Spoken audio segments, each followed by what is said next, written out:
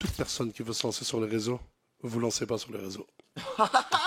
Tu regardes Cam et tout. Il manquerait plus qu'un drop de mic et on était dedans. Goldie Nasdaq, les gars. Alors comme ça, tu viens sur ma chaîne secondaire sans t'abonner. Non mais attends, je viens de voir que t'as même pas liké la vidéo. Ça, c'est vraiment méchant. Mais t'as de la chance. Pour cette fois-ci, je te laisse passer. Mais c'est la dernière fois, hein. Allez, bonne vidéo. Influenceurs présents sur les plateformes numériques et sur TikTok. Je rappelle, le choix de ces personnes a été fait notamment suite à une consultation citoyenne qui a été lancée par notre commission d'enquête et suite aux différents signalements que nous avons pu recevoir sur le mail de la commission d'enquête qui est toujours ouvert, lui, commission.tiktok@assemblée-nationale. Donc en gros, si tu vas sur ce site-là, tu peux peut-être voter pour Féhu Mars. On aura du buzz. Rappelle aussi que notre commission d'enquête n'est pas un tribunal. Je tiens à le dire, c'est important. On n'est pas là pour juger. On est là pour comprendre, utiliser et faire en sorte que nous produisions la meilleure régulation possible. Aujourd'hui, c'est donc Monsieur Nasser Sari, qui est Nasdaq, qui est ici et qui a par ailleurs annoncé ce week-end, il me semble, suspendre ses réseaux sociaux. Mais vous aurez l'occasion, monsieur, de nous le rappeler. Et je vous rappelle également que l'article 6 de l'ordonnance du 17 novembre 1958 relative au fonctionnement des assemblées parlementaires impose aux personnes auditionnées par une commission d'enquête de prêter serment, de dire la vérité, toute la vérité et rien que la vérité. C'est pourquoi je vous invite à allumer votre micro devant vous, à lever la main droite et à dire « je le jure ». Je le jure. Merci. Ouais, il a pas l'air à l'aise, les gars. Commencez votre propos liminaire en commençant peut-être par nous expliquer voilà, quelle part TikTok représente dans les revenus que vous pouvez percevoir. C'est toujours la première question sur les revenus de TikTok, mais je pense trop que les gens se font des milliards sur TikTok, les gars. Y a pas de blé à se faire là-dedans, genre. Tout d'abord, merci pour votre invitation. Je vous le dis en toute honnêteté, c'est pas facile pour moi de me retrouver devant tant de personnes qui me regardent. Pour répondre à votre question, TikTok, en termes de rémunération, c'est rien, quasi rien. Ouais, bah ouais, c'est ça. J'ai presque jamais touché d'argent. Si je devais donner un pourcentage sur mes autres rémunérations d'autres réseaux, je pense que ça représente 0,1%. Ouais, c'est ça. Vous pouvez nous donner un peu une idée de comment ça se structure, vos rémunérations sur TikTok sur TikTok et de manière générale, en volume, enfin, sur les, même sur les autres ce que ça représente, Même sur les autres plateformes. Ouais. Genre, je dois vous donner le salaire de mes autres plateformes. Les gars, je vois directement quand ça a été préparé ou quand ça n'a pas été préparé. Alex Hitchon, c'était l'équilibre. AD, c'était carré. Là, Nasdaq, on dirait qu'on lui pose des questions en mode j'étais RP, frère. Vraiment, on est dans une scène RP, le policier, il est là en mode alors, Nasdaq, dis-moi, les salaires Snapchat, ça se passe comment mais en fait, comment ça? Il n'y a eu aucune préparation, là. Précisément, mais globalement. Je suis pour répondre sur une commission sur TikTok. En fait, on fait une commission d'enquête sur TikTok, mais on veut comprendre, en fait, plus largement le modèle économique des réseaux sociaux et ce qui fait que où est-ce que vous gagnez de l'argent, en fait, par quel biais, en fait. Moi, je suis pas TikToker, même si j'ai plus de 3,7 millions de followers. Ouais, bon, t'es TikToker, quoi, quand même. TikTok. Un peu. Moi, principalement, ma source de revenus, elle vient de Snapchat. Wesh, il a dit ça comme s'il avait 10 specs, genre. C'est un autre réseau. Je gagne mon argent là-bas. Majoritairement, ça vient de Snapchat. Et c'est pour ça que Et par quel biais? C'est une rémunération à la vue sur Snapchat ou... Oui, à la vue. Ouais. Et aussi, dû à mes placements de produits. D'accord. Mais 80% de mes placements de produits aujourd'hui, si ce n'est plus, sont faits de manière... c'est gratuit. Je partage beaucoup des commerces de proximité. Sur Snapchat, on a ce qu'on appelle la monétisation.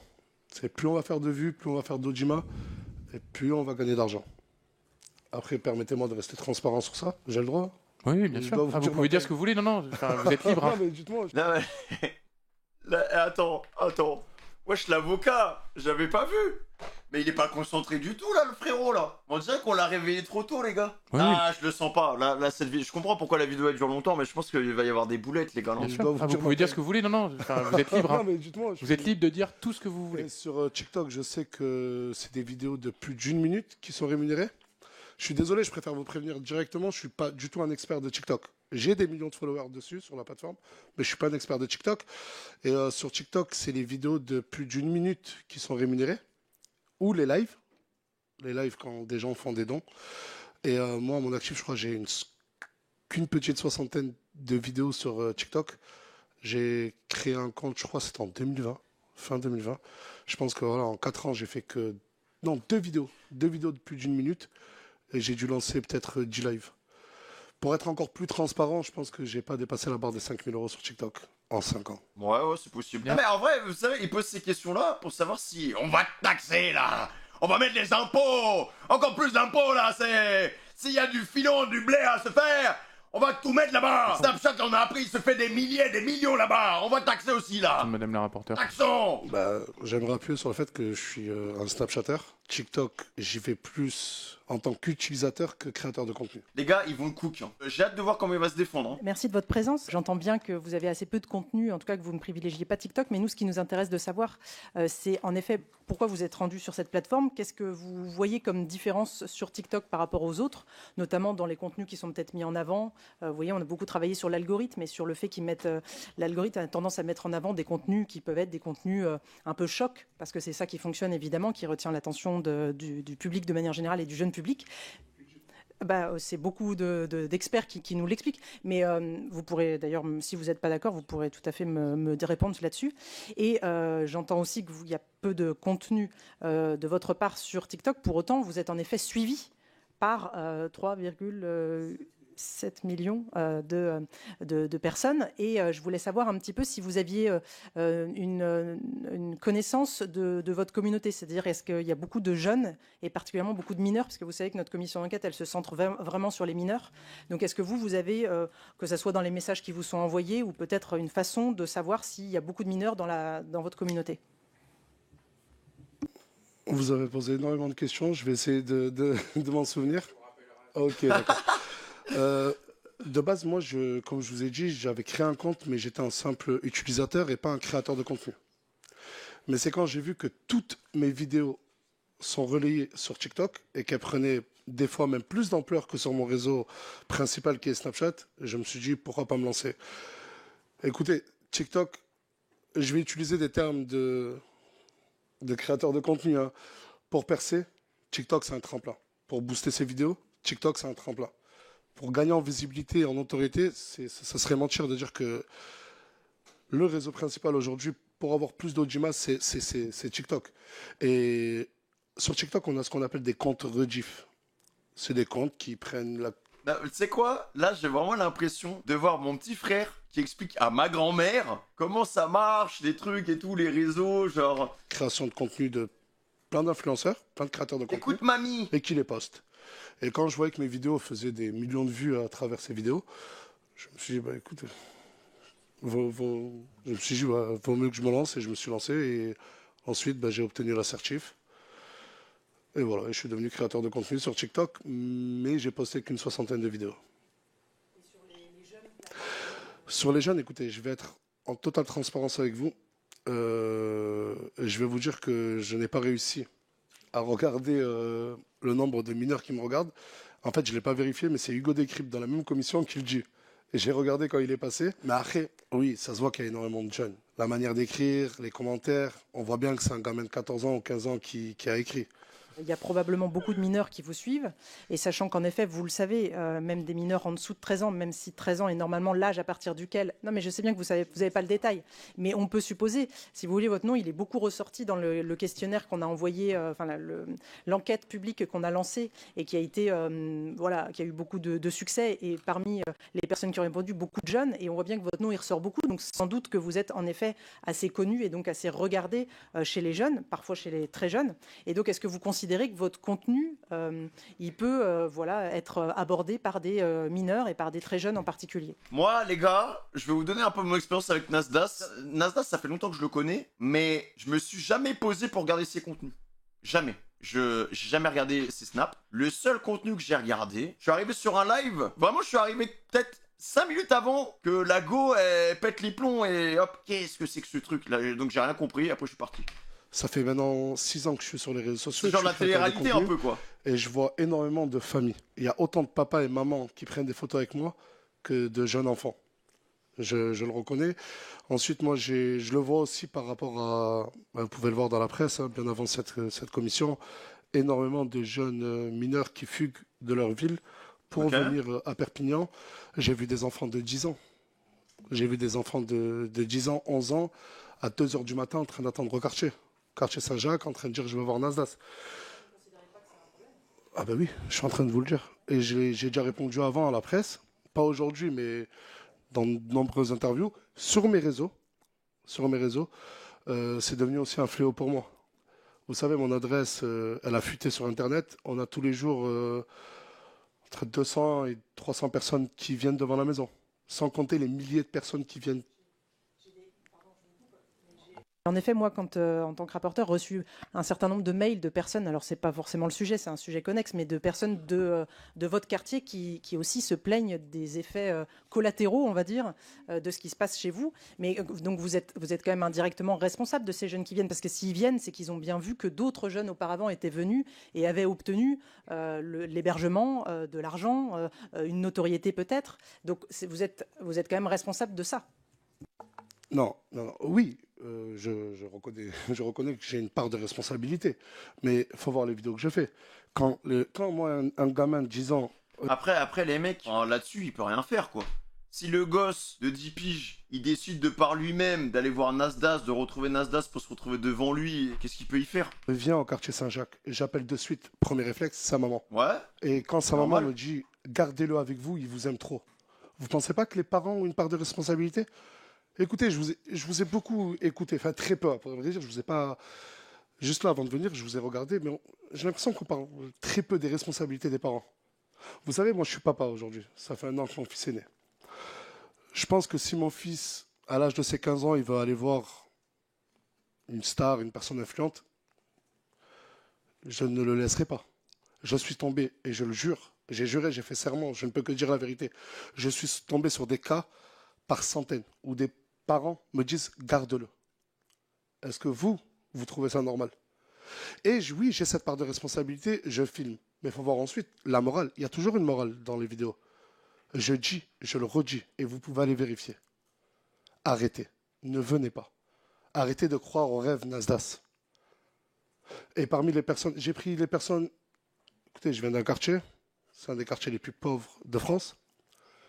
Laisser une gamine, je ne sais pas moi, de 17, 18 ans, à 3 heures du matin au quartier, sa mère me supplie de l'héberger et demain de lui prendre un train, je le fais. Et j'appelle les parents et je demande si ça peut servir comme exemple. J'ai ce côté généreux-là, avec ou sans réseaux sociaux. Vous savez, moi j'ai commencé, j'étais gardien d'immeuble. Je touchais un peu moins de 1 200 € le mois. Et vous pouvez aller demander au sein de mon quartier, je redistribuais déjà mon argent, j'aidais déjà les gens de mon quartier. Mais je ne savais pas en aucun cas que ça allait faire un effet boule de neige. Et c'est pour ça que cette dernière année, j'ai ralenti énormément, énormément sur les vidéos, sur les dons. Je le fais, mais je ne le filme plus. J'ai cette responsabilité, oui, mais derrière mes vidéos, je le dis, arrêtez de venir. Je l'ai dit, et comme je vous l'ai dit, vous pouvez aller vérifier. Mais il y a aussi, je suis désolé, mais une responsabilité parentale. Moi, ces gamins, je suis ni leur père ni leur mère. Et si le papa et la maman pensent que c'est normal que leur enfant de 14 ans soit à 600 km de chez eux, qu'il ait fraudé le train, ça aussi c'est alarmant. Et eux aussi ont leur responsabilité. Alors, c'est peut-être l'histoire dans l'histoire, mais il y a aussi beaucoup de jeunes C'est ultra sérieux, là. qui sont des jeunes de foyer, donc qui relèvent de l'aide sociale à l'enfance. Donc ça leur fait genre une espèce de double peine, de double désillusion, c'est-à-dire qu'ils ont à la fois dû subir des choses de la part de leurs parents et ensuite se retrouvent à être aérés dans les rues et dans votre quartier pour essayer peut-être d'obtenir quelque chose. Ça reste quand même un vrai sujet problématique et donc vous en avez conscience. Mais qu'est-ce que vous faites? Si d'une main vous dites qu'en effet c'est pas bien, qu'ils doivent pas devenir, mais de l'autre, vous continuez à alimenter cette espèce d'espoir, on voit bien que c'est peine. Non mais, madame, je vais pas arrêter de vivre. En fait, le truc, c'est que moi, je connais pas très bien son contenu, les gars, mais est-ce que il y a eu des appels de sa part? Parce qu'en fait, il faut voir sa position. Est-ce qu'il y a des vidéos où il dit ouais, bah venez, venez, vous allez voir, on va vous accueillir, ou des trucs comme ça? Parce que là, vu comment elle continue de creuser, on dirait qu'ils ont quelque chose contre lui, genre. Je vais pas arrêter de créer du contenu. Moi, j'ai une responsabilité, je l'assume pleinement. Je demande, et je vous l'ai dit, je prends parole devant des millions de personnes. Vous savez, je m'en vante pas en toute modestie, en 1 heure, je tourne entre 2 et 3 millions de vues sur Snapchat. Et devant ces millions de personnes qui me regardent, je reçois aussi énormément de vagues d'insultes. Quand « Ah, tu veux plus aider, ah, t'as changé Nasdaq », je reçois une vague d'harcèlement, mais je m'en fous. À Perpignan, il y a même une équipe d'amis qui m'entoure. Appelle la police. Les gars, comment c'est possible de faire genre des 10-15 millions de vues sur Snapchat? Pour moi, Snapchat, il n'y a personne dessus. Hein. Genre comparé à TikTok, comparé à YouTube et tout, pour moi, Snapchat, il y a personne qui utilise ça, frère. Genre, je vois ma petite cousine, elle consomme du contenu vertical. Les gars, elle consomme que du contenu TikTok Shorts ou je sais pas quoi. Normal, t'es trop vieux. Je parle de ma cousine, elle a 10 piges, frère. Aucun rapport. Et arrête avec l'argument de l'âge. Y a pas d'âge. Quand il y a des jeunes qui viennent à la Le police, genre de gars qui dit cringe, frère. ils montrent des photos. Je leur dis, ouais, il était là ce matin. Ah ouais, mais Snap, ça me choque, hein. Bah, je vais Mais mettre c'est pas sur Snap. pour autant que je vais... Écoutez, avant que ça devienne un fléau, je le faisais déjà. J'aime aider, quand toute modestie, je suis généreux. Je vais aller sur Snap, les Je gars. vous l'ai dit, j'ai ralenti. Entre il y a 3 ans et cette dernière année-là, j'ai peut-être ralenti à 80-90%. Et c'est pour ça que je me suis même isolé dans une villa. Mais j'ai fait. Aujourd'hui, vous me dire que je le condamne, mais je continue. Non, je le condamne et je ralentis. Mais je ne peux pas m'arrêter. Dans ce cas-là, sinon on accuse tout le monde de tout. Je suis désolé, j'ai fait des choses, j'ai fait de la prévention. J'ai demandé d'arrêter. Ce qui se passe à Perpignan, avec la police, etc., on les aide des fois à récupérer ces mêmes jeunes. Les mecs, il est énervé, hein. Et sur les jeunes, c'est vrai qu'il me fait bien de me faire penser, les jeunes de foyer, ça représente beaucoup de jeunes, beaucoup de jeunes. Écoutez, je ne suis pas un expert en tout ce qui est éducation nationale, les jeunes, foyers, etc. Mais j'entends des témoignages venant de ces jeunes. Est-ce que c'est normal que ces mêmes jeunes-là fuguent, quitte à dormir dehors pour venir voir Nasdaq, pour plus se sentir en sécurité des fois que dans certains foyers? C'est peut-être pas une autre question que là qu'il faut soulever. J'ai vu par des vidéos, j'ai entendu des témoignages de ces jeunes-là. Nas, on ne veut pas dormir chez toi. On veut juste être en sécurité dans ton quartier, s'il te plaît. Et j'ai fait serment. J'ai porté serment là, il y a quelques minutes en arrière. Tout ce que je dis, c'est la vérité. Il y a aussi cette responsabilité de l'État. Non, c'est vrai que quand tu vois la condition de beaucoup de foyers, bah tu te dis que bon, c'est pas fou, quoi. Ma copine, les gars, elle travaille en foyer. Tous les jours, elle me raconte des anecdotes, des trucs et tout qui se passent avec des enfants. Et c'est vrai que ouais, c'est pas facile, quoi. Non, mais alors pour le coup, je connais très bien ce sujet de l'aide sociale à l'enfance. Il y a une commission d'enquête qui s'est tenue juste avant et que je présidais. Donc le sujet, en effet, n'est pas d'évincer des problématiques que notre pays traverse. Et évidemment, l'aide sociale à l'enfance, c'est un vrai sujet. C'est une politique qui aujourd'hui mérite beaucoup plus de moyens qu'elle n'en a aujourd'hui, mais c'est pas le sujet. Enfin, j'allais dire, vous rajoutez de la misère à la misère, c'est-à-dire que vous ne résolvez pas leurs problèmes à ces jeunes-là. Tu veux trop le cook? Non, là c'est chaud, là. Hein. Et puis alors, attendez, je vous laisse réagir à ça, et ensuite, puis après, je laisserai la parole à mes collègues députés. Mais ma question, c'est ensuite par rapport à ce que vous pouvez expliquer vos propos tenus récemment sur le fait que vous alliez quitter les réseaux sociaux. Est-ce que vous pouvez ensuite nous en dire un peu plus sur les motivations? Je rajoute de la misère. Non, ça, je ne peux pas vous laisser le dire. Ça, c'est pas vrai. Sortez-moi une seule vidéo où j'ai demandé à ces jeunes de venir. Sortez-moi une centaine de vidéos où j'ai demandé à arrêter à ces mêmes jeunes d'arrêter de venir. Qu'est-ce que vous voulez que je fasse de plus? On peut collaborer ensemble. On peut même, si vous voulez, travailler ensemble. Et dites-moi, vous, ce que je dois faire. Mais non, ouais, il a raison. C'est moi aussi, je vous pose des questions. Qu'est-ce que je dois faire quoi de plus? Mais dites-moi, parce que c'est bien facile de m'accuser de rajouter de la misère sur de la misère, mais qu'est-ce que je dois faire de plus? Prendre parole. Après, les gars, c'est une relation de donnant-donnant, parce que moi, de ce que du peu que j'ai compris, c'est en mode pseudo-télé-réalité avec des jeunes, du coup, qui viennent. Ouais, et après, ils les filment, quoi. C'est des jeunes qui, de base, je pense, sont pas une stabilité hyper certaine, mais il y a quelque chose à en tirer pour eux, tu vois. Par rapport à son argumentaire, je suis assez d'accord avec lui. Cas où j'aide la police, des fois, même vous savez, mais il y a une réalité de terrain. Vous pouvez pas, je ne peux pas vous laisser dire ça. Je ne leur ai jamais demandé de venir. Vous savez, il y a des clips de rap, il y a des films, il y a tout type d'art. D'accord? C'est pas parce que je vois que...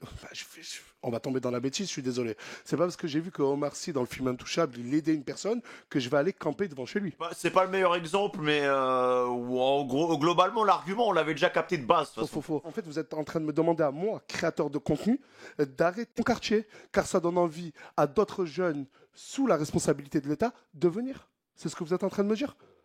Oui. Du coup, je n'exerce plus mon métier. Du coup, je ne crée plus de contenu. Non, mais elle voit bien, les gars, elle est en mode, mais ouais, non, il a raison, mais c'est vrai.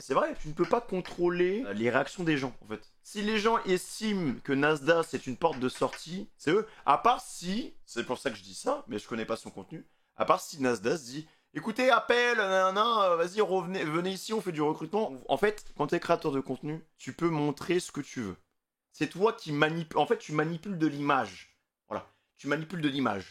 Si je veux montrer que les petits jeunes que Nasdaq recrute, et bah ils se font de la thune, qui vivent bien, rich life, tout ça, ça donnera envie, c'est vendeur. Et du coup, la plupart des gens penseront que c'est exactement ce cas-là. Tu vois, c'est comme, je sais pas, je vais prendre des gens dans ma famille, il y a plein de gens qui pensent, au Bled, au Bénin, que venir en France, c'est carré. C'est vraiment ce truc-là de, je sais pas, les Béninois qui viennent en France, qui se prennent en photo en boîte de nuit, des grosses tables, à côté d'une Lamborghini, des trucs comme ça. En fait, c'est pas la réalité. C'est ça que je veux dire. L'argument, c'est ça. C'est que c'est pas la réalité. C'est que t'arrives, tu vas montrer des choses qui donnent envie, mais la réalité, c'est que bah c'est la merde. En vrai, c'est ça. Mais c'est exact. Je pense qu'avec Nasdaq, c'est un peu le même délire. C'est en mode, ok, on montre, on s'amuse bien. Certes, il y a des revenus, il y a des bails et tout. Du coup, ça va vendre du rêve à certains jeunes qui vont se dire, ok, vas-y, moi chez moi c'est la merde et tout, je vais devant chez Nasdaq, ça se trouve il va me recruter, et on y va, mais en soi, c'est pas de sa faute. Je demande à ces jeunes de ne pas venir. Mais comme je vous ai dit, je ne peux pas m'arrêter de vivre. L'année dernière, au mois de juin, pareil, dans Chic, j'avais fait une pause de... Vous savez, moi, ça fait 6 ans que je suis sur les réseaux sociaux. Et c'est pas facile. Il y a beaucoup de créateurs de contenu qui sont passés avant moi. Et vous savez, nous aussi, mentalement, c'est très dur pour nous aussi. Je sais que beaucoup vont sur Internet, vont rigoler, vont dire non mais... Ouais, Mastu... Je me suis rendu compte qu'il y a beaucoup de choses que je n'arrive plus à maîtriser. Je le reconnais, hein. Et j'ai pris une décision, pas la semaine dernière. Cette décision auprès de mon équipe, elle est déjà prise, ça fait 3 mois, avant même que je sache. Parce que j'ai vu que sur Internet, beaucoup disaient que j'arrêtais parce que j'ai entendu que j'étais convoqué à la commission d'enquête. C'est pas vrai du tout. J'ai une vie de famille. Et aujourd'hui, tout créateur de contenu. Et je vais vous demander de vraiment... Nous aussi, notre santé mentale, elle est impactée. Les mecs, on n'est plus concentré sur les mineurs, ils parlent de tout. Vous savez, la santé mentale d'un créateur de contenu dépend aussi beaucoup de son taux d'audience, son nombre de vues. C'est cette course aux vues, cette course à l'audimat, cette course au buzz. Je pense que vous avez déjà tous entendu le terme buzz. La pression, oui. Qui nous pousse des fois, nous, créateurs de contenu, à poster des choses sans même en être conscient, vous voyez ? Je ne me dédouane pas du contenu que j'ai pu poster ou ceux de mes collègues créateurs de contenu. Mais on a cette certaine forme de pression. Et aujourd'hui, le métier de créateur de contenu, c'est un métier. C'est un métier. Qui m'a formé à moi à être connu, à avoir des millions de personnes qui me regardent tous les jours, savoir ce que je dois dire, ce que je dois faire. Je ne me dédouane pas, je suis responsable de toutes les erreurs que j'ai pu faire.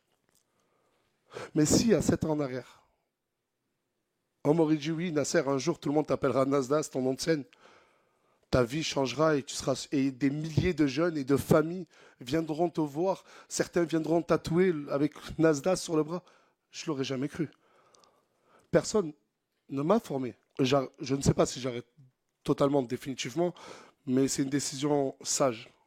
Et quand j'arrête, là, j'arrête pour peut-être 1, 2 ans, 3 ans, je ne reviendrai pas avant. Ça, c'est sûr. Je perds énormément d'argent. Plus on est actif sur les réseaux, plus on fait de vues, plus on gagne de l'argent. Vous gagnez combien par mois en moyenne? Ouais, mais pourquoi? Là, le gars, il est en train de parler de son état d'esprit, son état d'âme. Non, je suis désolé, les mecs, mais parfois, je comprends pas, en fait, les questions. Là, c'est juste une question en mode, bon, vous gagnez combien? Comme ça, on va pouvoir vous taxer. Non, il parle d'un truc sérieux, genre. Mais en CA, en chiffre d'affaires, ouais, on est à des centaines de milliers d'euros. Des centaines?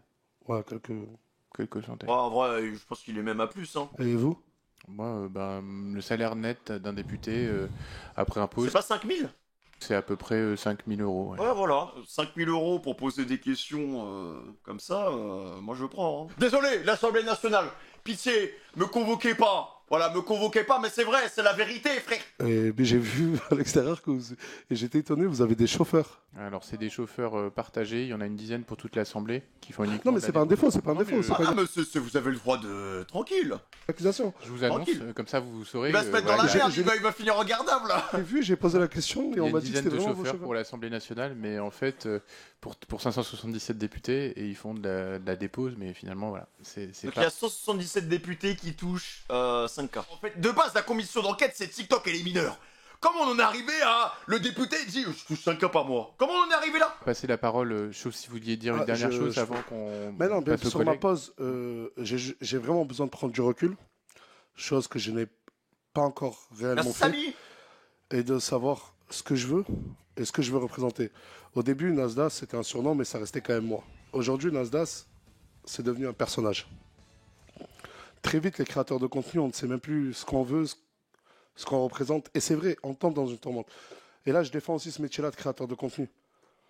Et moi, je dirais qu'il faudrait plus d'encadrement. Pas sévère, pas des punitions. Mais ça vous fait sourire, monsieur le député? Attends, mais Nasdas, frérot, Pélo, te trompe pas de côté. Ça sert à rien de lui tomber dessus et de lui lâcher un Sharingan, frère, un Genjutsu, laisse tomber, comme Kakashi quand il a rencontré Itachi, frère. Calme, y a pas besoin d'agresser les gens, hein. Ça vous fait sourire? Là, il est en mode, dès qu'il a un rictus, le mec, tac, vas-y. Santé mentale des créateurs de contenu. Excusez-moi, je vous demande pas de me faire de remarques, vous êtes ici en audition. Mais vous souriez pendant que je parle. C'est pas une remarque, c'est Excusez-moi, déplaisant pour mais moi. je suis pas, c'est pas par rapport à vous, Ah, d'accord? autant pour moi, Voilà. autant pour moi. Donc je vous remercie de continuer votre propos. Voilà. Après, je suis d'accord, à partir du moment où le mec parle de la santé mentale des créateurs de contenu et que le député le coupe et lui dit « Mais vous touchez combien par mois ?» On sait qu'il en a rien à foutre de ce qu'il a dit avant. Juste il va se simplement faire pour cook, hein. revenir déjà dans un premier temps sur ce que vous évoquiez il y a quelques minutes, sur les responsabilités, notamment des parents. Moi, j'en dis ce qu'on vient pas. Bien évidemment, les parents sont aussi les premiers responsables dans l'éducation de leurs enfants. Ensuite, il y a la société et notamment l'éducation nationale, l'ASE, etc. Il n'y a pas de souci là-dessus. Cela étant dit, en raison notamment de la viralité de vos réseaux sociaux, je pense que, en quelque sorte, comme me disait un médecin, on peut parfois, à travers un certain nombre de médicaments, être le poison et l'antidote à la fois. Donc je pense qu'il est quand même important de remettre les choses dans leur bon sens et dans leur contexte. C'est ce qui m'a d'ailleurs amené le 23 avril dernier à saisir l'ARCOM sur différents sujets, et non pas... sur différents sujets, notamment plusieurs publications dans vos contenus. Aujourd'hui... Das qui est comme ça. Avec le singe. Va au fait, direct. Qu'est-ce que tu me rajoutes des fillers, Arcom Poisson, ça y est, attaque. L'un des créateurs de contenu les plus suivis sur Snap, et vos vidéos sont massivement relayées, notamment sur TikTok. Votre audience est majoritairement jeune, souvent issue de milieux populaires, parfois même très précaires. À ce titre, votre rôle dépasse largement celui d'un simple divertisseur. Ok. Vous êtes devenu une figure d'identification pour toute une génération qui vous observe. Wesh, le figure, comment il était saturé. Une figure. Vous imite parfois et vous crédite d'une forme d'autorité. C'est énervé, hein. À vos débuts notamment, puisque certains de mes collaborateurs notamment vous suivaient, c'est ce que j'ai cru comprendre. Vos contenus visaient à montrer une image positive et festive de votre quartier que vous avez cité tout à l'heure, contribuant à redonner notamment de la visibilité à des territoires trop souvent stigmatisés. Okay. Il est forcé de constater que votre ligne éditoriale a profondément évolué avec le temps. Aujourd'hui, votre production repose de plus en plus sur une mise en scène assez violente, qu'elle soit physique, psychologique ou symbolique. Ouais. On y voit des personnes souvent vulnérables, filmées dans des situations de mise en concurrence assez dégradantes, de mots-clés répétés, d'encouragement à des comportements parfois même discriminatoires et misogynes. Et j'en ai même été, puisque j'en avais vu un et j'ai été particulièrement heurté par celui-ci. Et certaines d'entre elles semblent psychologiquement fragiles, socialement dépendantes, voire financièrement sous emprise. Et là, j'aimerais revenir sur ce que vous disiez sur l'ASE également. Vous avez raison, l'État est le pire parent des jeunes et des enfants, notamment placés à l'ASE. Ça, c'est une réalité, personne n'en Il va disconvient. falloir conclure votre Et madame question, cher collègue. la présidente... Oh, là, c'est intéressant ce qu'il dit là. Continue à faire des recherches sur combien d'Asdas il touche sur Snapchat, frère. Ok, merci. Putain, mais heureusement, les gars, que j'étais pas là-bas. Hein. Il y aurait deux mecs, des gros bras, gros biscottos. Thibaut Inchep, bam, il m'aurait plaqué, il m'aurait mis les menottes, j'aurais fini en garde à frère. Cela étant dit, comme je disais tout à l'heure, pour moi, vous êtes en quelque sorte aussi parfois dans cette position du poison et de l'antidote. Dans le contexte en question, puisqu'on me presse un peu, permettez-moi de vous poser quand même 2-3 questions. Avez-vous conscience, justement, et vous l'avez dit aussi, de l'influence que vous exercez sur cette jeunesse ? Avez-vous conscience que vos choix de mise en scène participent justement à façonner parfois durablement leur rapport aux autres, notamment à la violence à l'égard des femmes, de la réussite sociale, etc.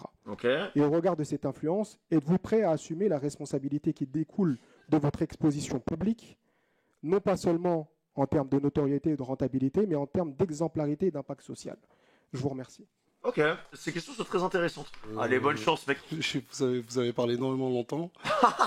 Il l'a pas écouté? Alors, est-ce que vous pouvez résumer vos questions en... Bah ouais, frère, en même temps, Les questions, c'était long. Hein. c'était avez-vous conscience de l'influence que vous exercez sur cette jeunesse? Avez-vous conscience que vos choix de mise en scène participent à façonner parfois durablement les rapports aux autres, à la violence, aux femmes, à la réussite sociale? En gros, est-ce que le contenu a un impact? Voilà, est-ce que le contenu a un impact négatif sur les gens qui te suivent? Et enfin, au regard de cette influence, êtes-vous prêt à assumer la responsabilité qui découle de votre exposition publique, non pas seulement en termes de notoriété ou de rentabilité, mais en termes d'exemplarité et d'impact social? Depuis tout à l'heure, il parle avec l'avocat en mode, mais frérot, on comprend pas ce qu'il... Là, faut Je vais préparer un essayer de truc. répondre à vos questions une par une. Ok. Bien sûr que j'ai conscience de la responsabilité de mon influence envers les jeunes, mais vous dites que je suis très suivi par les jeunes, mais il me faudrait des chiffres. Vous en avez? Par les mineurs. Est-ce que vous avez des chiffres? Parce que c'est bien beau de tenir des beaux discours, mais est-ce que vous avez des chiffres? Ah ouais, le regard. Moi, j'en ai. Sur Snapchat, moi, Pourquoi on dit elle est punie, le ref? Il est là en mode, on m'a mis au fond de la classe. Oh. réseau principal, Le à regard. plus de 87%, c'est des majeurs. Et ma plus grosse communauté, c'est les 25-36 ans. C'est bien beau d'insinuer que je ne suis suivi que par des mineurs, etc. J'ai les stats. C'est ici. C'est en direct. Et moi, écoutez, quand je crée mon contenu, aujourd'hui, dehors, il y a eu ce fléau de pas que de jeunes. Ça, c'est pas une majorité. J'ai énormément de personnes qui viennent sur Perpignan pour voir Nasdaq. C'est très difficile pour moi aujourd'hui d'être une personne normale, entre guillemets, et de pouvoir exercer mon métier à l'extérieur de cette maison-là. Ok. Du coup, je suis enfermé avec des amis à moi et on crée du contenu. Que ça plaise ou que ça en déplaise, que ça déplaise, je le comprends. Mais il faut savoir que toutes les vidéos c'est vraiment fait pour divertir les gens. Divertir les gens, et c'est pour ça qu'aujourd'hui, on est regardé par autant de millions de personnes. Certains, comme vous dites, me critiquent, et critiquent ma manière de faire, mais combien y adhèrent? Je pense que bien plus. En toute modestie, bien plus. Et j'ai tellement conscience que ça fait 3 mois que j'ai pris la décision de prendre une pause. Ouais. Peut-être que je vais revenir, peut-être pas sur les réseaux.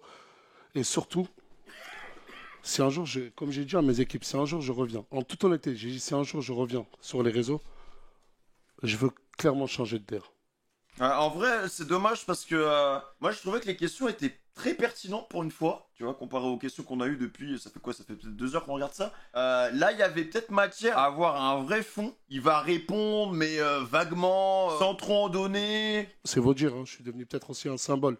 En soi, on parle pas vraiment du contenu en soi, là, tu vois. Alors que là, la question, elle était vraiment axée sur la manière de faire ce contenu-là, en fait. Et même moi, comme je vous ai dit tout à l'heure sur la santé mentale des créateurs de contenu, peut-être que même moi, je me suis perdu sur ce que je représentais Ouais, ok. et aujourd'hui ce que je propose. Ok, intéressant. Ah, la fin est intéressante, en vrai. Alors, j'avais plusieurs demandes. Monsieur Sauter. Par contre, les mecs, il y a du monde qui veut lui poser des questions, hein. Merci monsieur. Vous vous qualifiez vous-même de créateur de contenu et donc c'est bien vous-même qui avez fait ce choix de métier de devenir créateur de contenu. Vous avez évoqué le partage à votre insu, de manière délibérée de vos créations de contenu que vous faites sur Snapchat, sur d'autres plateformes. Moi, j'aurais souhaité savoir, est-ce que vous avez été en mesure de chiffrer ce nombre de partages de votre création de contenu à ce niveau-là? Vous évoquez également le fait que vous vous mettez, que vous devenez un personnage de scène au fil des années de votre exercice de créateur de contenu. Ouais. Depuis 7 ans, si j'ai bien compris, où vous créez du contenu sur les différentes plateformes. À quel moment vous êtes-vous rendu compte de l'impact que vous pouvez avoir auprès des jeunes? Je ne parle pas des mineurs parce que je parle auprès des jeunes dans leur globalité. Et avez-vous pris conscience avez-vous une prise de conscience suite à cet impact et avez-vous essayé de changer de contenu ou de changer de propos par rapport à l'impact que vous pouviez avoir chez les jeunes?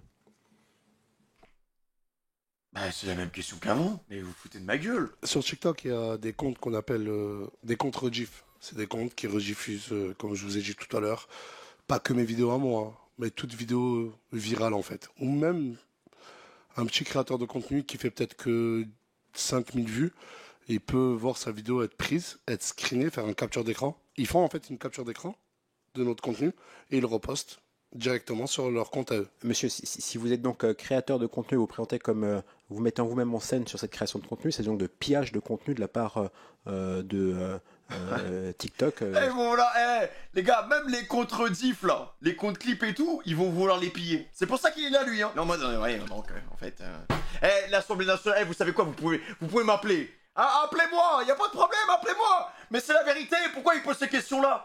Comme après, il est comme ça en mode, ouais, mais en fait, écoutez, voilà, donc c'est du pillage de contenu. Comment dire, est-ce que vous avez un moyen de sécuriser votre contenu pour faire en sorte que... C'est un vol de votre création artistique. Ouais, mais ça fait du buzz. Je sais pas si je qualifierais ça comme un vol, mais aujourd'hui, c'est devenu normal. Aujourd'hui, sur TikTok, c'est devenu normal. Est-ce qu'en soi, les gars, ça dérange les gens? Moi, je prends mon exemple. Moi, je m'en fous. Ça me fait de la visibilité, donc carré. Après, à l'échelle de Nasdaq, je pense que lui aussi, il s'en fout, genre. Alex, il s'en fout. Normal qu'il y ait des comptes rediff.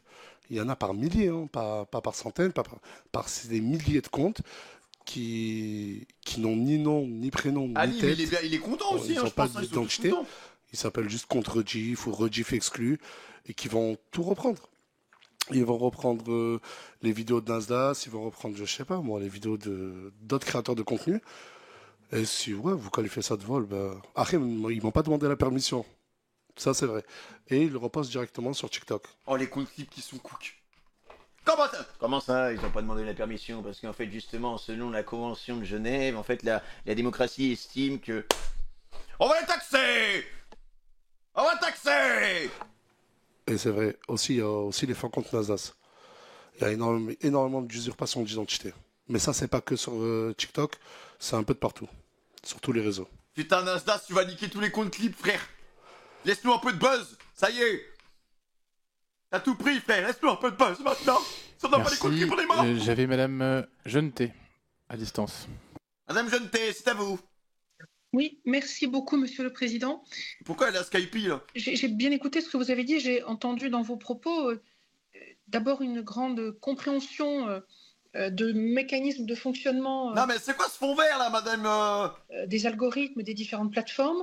Vous avez exprimé une sensibilité à l'impact que ça pouvait avoir sur les jeunes. Ouais. Vous avez même émis une forme de critique très policée, mais une critique quand même vis-à-vis des parents dans l'utilisation que ces jeunes font de ces contenus. Donc j'ai bien senti, me semble-t-il, que vous aviez quand même quelques réserves, que vous comprenez l'impact de ces contenus et vous avez exprimé, moi il me semble-t-il, quelques réserves justement sur l'impact de ces contenus. Alors ma question est très simple, puisque vous êtes créateur de contenu et que vous maîtrisez très très bien ces contenus, ces plateformes, pardon, quelles sont les recommandations que vous, créateur de contenu, feriez pour limiter les effets négatifs d'une plateforme comme TikTok sur des mineurs? C'est le thème exactement. Bah voilà, les gars, une bonne question. Vu que t'es là-dedans, qu'est-ce que tu nous suggères pour protéger les mineurs sur la plateforme? Enfin, un travail collaboratif. Notre commission d'enquête, donc quelles sont les recommandations que Enfin, vous, créateurs de contenu, souhaiteriez faire? Je ne parle pas des parents, vous les avez évoqués. Hein. Au-delà des parents, là on n'est pas sur les parents, sur le reste. Merci. Voilà. Une question collaborative, voilà. Pas une question où chacun prend sa position et... Oui, mais en fait, on a vu que selon la... Non, mais on vous a vu, Nasdaq, on vous a vu, hein, on a vu, hein, les vidéos, là. Écoutez, merci pour votre question, mais c'est très compliqué d'y répondre. Aujourd'hui, malheureusement, il y a un impact. Oui, il y a un impact sur la santé mentale des jeunes, et pas que des jeunes aussi, des personnes plus âgées, que ce soit sur TikTok ou ailleurs. Mais malheureusement, je n'ai pas cette baguette magique et je n'ai pas cette solution miracle. La vraie question qu'on doit se poser, c'est pas un peu trop tard. C'est une vraie question qu'on doit se poser. TikTok, ça fait, je crois, plusieurs années là, TikTok, c'est l'application la plus utilisée dans le monde. Et ça fait plusieurs années qu'elle l'est. C'est bien de réagir. Mais écoutez, il y a des solutions. Limiter le nombre d'heures, mais comment faire? Je ne fais pas votre métier Et Limiter le nombre malheureusement, d'heures. c'est- Ouais, mais même ça, en vrai, il faut un truc vraiment plus dur, en fait. Hein. Faut vraiment, moi je vous dis, hein, la solution que j'ai proposée. Hein. Voilà, vous avez C'était l'honneur carré, d'être moi, je député ou d'autres représentants de l'État. Mais c'est un problème bien... Je peux finir? TikTok, en gros, ça a pris une ampleur tellement grande. Je vous le dis, bon courage à vous. Si vous devez prendre des mesures, ça va pas être facile. Après, nous, créateurs de contenu, on a aussi notre part de responsabilité parce que nous, je vous le dis en toute honnêteté, notre objectif quand on fait une vidéo, c'est qu'elle soit regardée. Voilà. Moi, après, j'ai pris plusieurs mesures, mais sur Twitch, moi, je fais pas de live sur TikTok. J'en ai fait très, très rarement. Mais je me suis lancé sur les lives Twitch et je n'ai jamais lancé de live ou très rarement de live avant minuit pour faire en sorte qu'un maximum de mineurs puissent me regarder.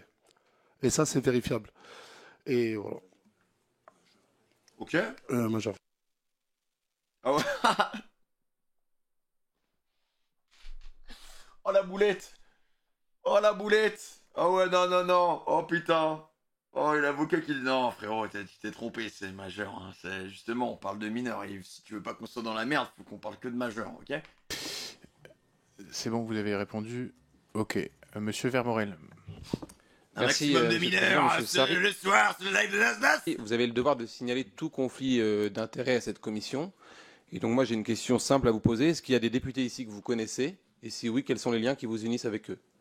Hein? C'est quoi cette question de fou là? Signaler tout conflit d'intérêts à cette commission. Et donc moi j'ai une question simple à vous poser. Est-ce qu'il y a des députés ici que vous connaissez? Et si oui, quels sont les liens qui vous unissent avec eux? Ouais, genre en mode corruption. Qu'est-ce qu'il raconte là, le mec? Hein? Je vous ai vu à la télé. Mais est-ce que ça veut dire que je le connais? Je connais Monsieur Delogu. Je l'ai vu à la télé aussi.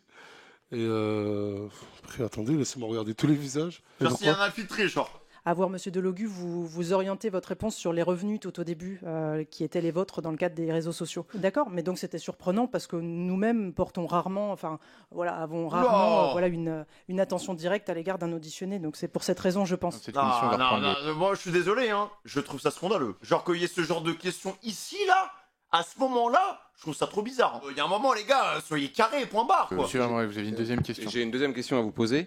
On dit de vous que vous êtes le Robin des Bois digital, et que donc vous avez redistribué beaucoup d'argent. Est-ce que vous avez déjà distribué de l'argent à des mineurs? Lui, il est là pour la battre. Est-ce que vous avez déjà distribué de l'argent à des partis politiques? Waouh, attends, quoi? Non, la question, elle est hard, hein, les gars. Est-ce que vous avez déjà donné de l'argent à des partis politiques Bah ouais. Non, mais c'est n'importe quoi. Mais c'est quoi? C'est que... Mais ouais, même lui, il capte pas, Alors, frère. Quels sont les rapports avec la commission d'enquête sur TikTok pour protéger les mineurs de la plateforme? Aucun. C'est que monsieur Mais Vermorel, vous attendez, pourriez je préciser vais vous pourquoi relire la commission, là, parce que Excusez-moi, là, excusez-moi. c'est un gay- c'est- Je vais demander de préciser pourquoi vous demandez sur les partis politiques et quel est le rapport avec la commission d'enquête. En fait, sur la question des mineurs, je pense que c'est dans le cadre de notre commission Ça, c'est d'enquête. sûr, oui. Ouais. Comme par ailleurs, on vous prête des ambitions politiques, je voulais savoir si TikTok avait permis de rémunérer des partis Voilà. politiques. Voilà. Donc du coup, je pense qu'il Ah y a... ouais, mais il faut le dire comme ça. Mais quel est le rapport avec Nasdaq? Parce que là, ça fait juste passer Nasdaq pour un gars qui donne de la thune à des partis politiques. peut-être qu'il y a une information qui m'a échappé, mais vous- Permettez-moi, voilà. mais je pensais qu'en arrivant ici, Non, c'est chaud, hein. on est quand même à l'Assemblée nationale, c'est une première pour moi et c'est un honneur pour moi. Mais je pensais vraiment pas tomber sur des questions aussi floues que les vôtres. Non, mais c'est non, choquant, mais non. il faut dire les termes, frère. C'est pas normal. Mais on est à l'Assemblée nationale, c'est des questions précises. Qu'est-ce que un groupe politique? Écoutez, je n'ai jamais même fait de politique dans mes réseaux sociaux, d'accord? Je n'ai jamais versé d'argent à des groupes politiques. Monsieur le député, j'ai regardé un interview de votre part. Vous avez dit que ça n'allait pas être une punition pour nous. Mais c'est bien pire. On part sur des questions tellement hors Alors, sujet. je vais- Mais Ah non, oui, mais je qu'est-ce vais que le vous allez redire. Il y a dire? un moment, faut qu'aussi le président il recentre les questions et qu'il les tienne à carreau, frère. Parce que là, Prochaine question. Excusez-moi, Laissez-moi on va terminer. là, on accepte ça, les gars. Après, ça part en couille. Et à la fin de la vidéo, ça va lui poser des questions, mais tellement privées, les S'il vous mecs. plaît, laissez-moi terminer. Mais est-ce que, excusez-moi, j'ironise, hein, mais c'est quoi la prochaine? Est-ce que j'ai financé l'armée du Tchad. Ouais, ça va être des trucs comme ça. Il a raison. Il a raison. Revenez à la Il a question. totalement vous raison. répondez Il a totalement à la- raison. donc, sur la deuxième question, vous n'avez C'est pas n'importe d'intention quoi. politique, on l'a compris. Sur la première question, c'était de savoir si vous aviez donné de l'argent à des mineurs. Voilà, mais il s'arrête à ça. Pourquoi après derrière ça parle de financement de je sais pas quoi? Désolé, mais parce que je suis Oui, non, je mais suis on va même un rester peu très- choqué de la question. Au final, en soi, sa première question, les gars, on aurait pu l'écouter, voilà. Mais ça vient décrédibiliser sa première question parce que le mec il est parti en couille avec une seconde question qui a ni queue ni tête, les gars. Clairement, je ne mais connais c'est pas vrai. votre nom, désolé. Non, mais voilà, comme je dis, moi je suis étonné. C'était une Vous commission. répondez sur les mineurs, Non, vous mais, avez non, dit mais que vous je n'avez vais pas quand même d'intention répondre. Non, politique. mais parce que c'est quand même grave la question qu'il a pu Ouais, voilà, poser. ouais, je je suis veux dire, d'accord. vous avez répondu. J'ai Non, c'est vrai, j'ai c'est mon vrai. droit de réponse. Vous avez pu répondre. Euh, C'est n'importe quoi. J'ai accordé une interview où on m'a posé la question est-ce que des convictions politiques, pour moi, est-ce que j'en ai? J'ai dit que je ferais tout pour aider mon quartier, même si devenir éboueur, ça aiderait mon quartier. Si demain devenir, je ne sais quel rôle politique, je le ferai, quitte à être éboueur. Et je ne vois pas, et je le répète, vous êtes le président de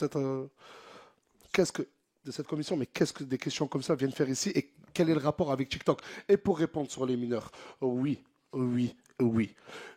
Ça m'est déjà arrivé, monsieur, de prendre une vingtaine de jeunes de mon quartier, les faire nettoyer les rues, repeindre les murs remplis de tags et leur donner ce sens du travail, le goût de l'effort et de les rémunérer.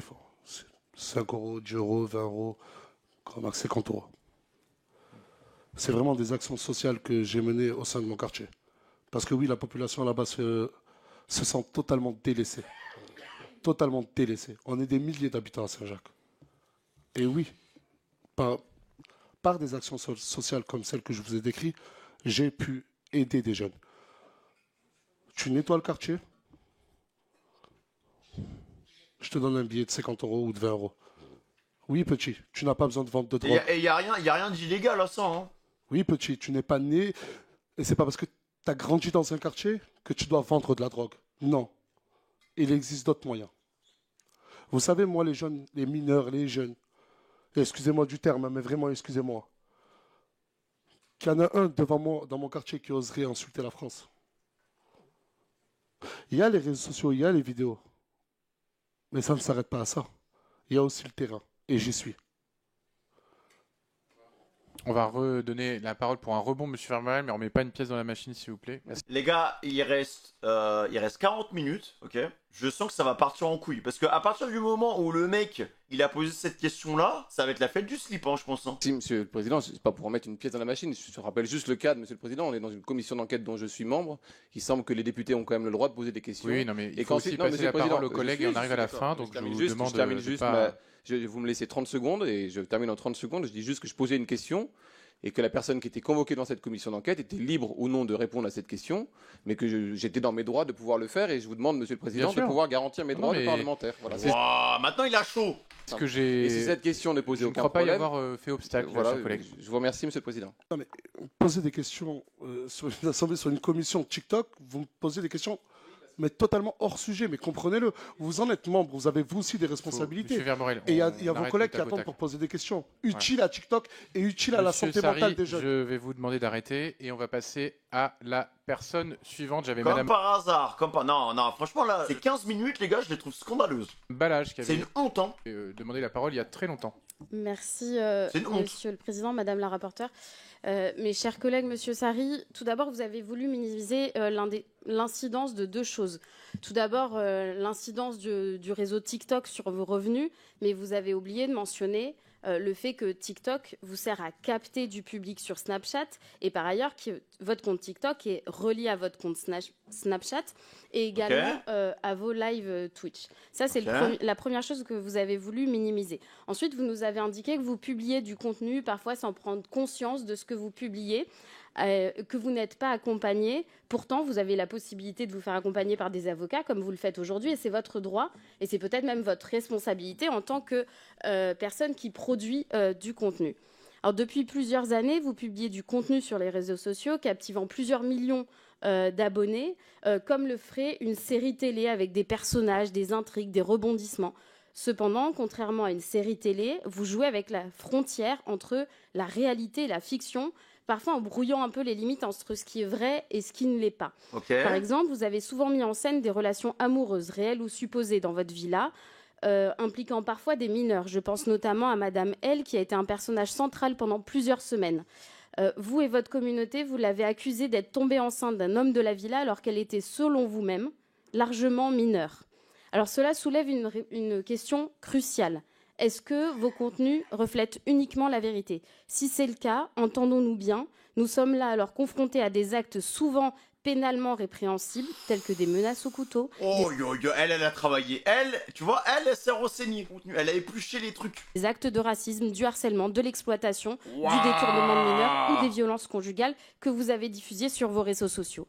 Par ailleurs, il est essentiel de considérer les effets psychologiques sur les mineurs exposés à ce contenu, qui peuvent subir des influences néfastes, une normalisation de comportements inappropriés, une perturbation de leur compréhension des relations saines et de la réalité. Ma question est donc simple, elle est la suivante. Vos contenus sont-ils mis en scène, ce qui pourrait remettre en question vos choix éditoriaux, le manque de transparence de votre démarche et vous exposer à des critiques pour avoir largement outrepassé le règlement des réseaux sociaux? Et dans ce cas, il faudrait modérer, faut pas l'avoir comme ennemi, elle, hein. classifier votre contenu pour l'empêcher d'atteindre un jeune public, ou bien montrez-vous la réalité de ce qui se passe dans votre villa, vous confrontant alors à des actes pénalement répréhensibles. Elle n'est pas floue, ma question. Est-ce que c'est vrai ou est-ce que c'est mis en scène? Aïe. Oh putain, 2 minutes de questions, t'as tout compris. Et tu sais pourquoi elle est là, hein? Ah là, faut prendre des notes, bah ouais. Vous avez dit que j'ai minimisé mon impact sur TikTok, sur mes revenus. Je peux le prouver. J'ai touché moins de 5 000 euros. Sur TikTok, je peux vous le prouver. En quoi j'ai minimisé? Et pour revenir sur Madame L, c'est ce que vous avez dit? Je connais pas, c'est qui? Léa qui a été accusée d'être... Non, pas Léa, là c'est moi. Leïla, qui a été... Ouais, bah du coup on l'entend là, non? Là on a entendu le blaze. Mais c'est pas Kat là. Accusée, ou en tout cas, c'est un personnage... c'est bon. Leïna. Bah c'est pas Kat. Leyna. Mais je voulais pas citer son nom parce que ma question, elle ne pose pas sur cet épisode, elle ne repose en réalité que sur une chose, est-ce que vos contenus sont réels ou est-ce qu'il s'agit de mise en scène? Voilà. S'ils sont réels, il y a des actes pénalement répréhensibles qui sont à l'intérieur. Si c'est mis en scène, alors vous devez la transparence de votre démarche, non seulement à votre communauté, mais aussi aux plateformes de contenu. Ok, bah moi là-dessus je suis d'accord. Je suis d'accord avec elle. Juste avant votre question, vous m'avez accusé, moi et des amis à moi, d'avoir mis en scène, d'avoir dit à Leïna, tu as fait semblant d'être... Enfin, nous, on lui a supposé qu'elle était enceinte, c'est ça? J'ai pas compris. C'est elle-même qui est venue. Vous savez, elle, j'ai un droit à l'image, j'ai sa grand-mère qui est sa tutelle. J'ai le droit de la filmer comme elle a le droit de me filmer. Et c'est elle-même qui est venue avec des tests de grossesse et qui est venue et qui a dit « Oui, Nasser, je suis enceinte. » À 16 ans, à 17 ans ou... Oui, elle nous avait menti. Ce qui avait fait scandale aussi sur les réseaux. Oui, se remute. Non, mais je réponds à votre accusation. Comment? Allez-y, finissez de répondre. Écoutez, moi, quand on vit en communauté, vous voyez? On vit en communauté, on est peut-être des fois une dizaine, peut-être des fois une quinzaine. Et c'est un grand mot de... Des fois, mettre en scène, c'est tirer. En fait, mon contenu, je vais le tirer. Vous voyez? Et là, je ne suis pas dans un tribunal, je suis dans une commission d'enquête sur TikTok. Mais encore une fois, on en revient à mon contenu Snapchat. Encore une fois. Et par contre, il aime bien leur tirer des petites balles, tu vois. Des choses qui sont mises en scène, oui. Et d'autres choses réelles. Comme quand j'aide les jeunes de mon quartier, je le fais de tout cœur. Toute personne. Parce que je crois qu'il n'y a eu que Leïna. Ensuite, les autres mineurs, c'est des jeunes de mon quartier. Et dans mon quartier, on est une grande famille. À part Leïna, on peut me citer très peu de mineurs. Ils sont tous majeurs, vaccinés et conscients d'être chez moi. Et ils savent pourquoi ils sont venus. Et ils savent ce qu'ils veulent faire. Aujourd'hui, Leïna, elle est très contente. Elle a plus de, je crois, 1 demi-million de followers sur TikTok. Elle qui... vous savez, quand elle est arrivée chez moi, Leïna, pour vous répondre, elle était sans domicile. Elle n'avait même pas le domicile.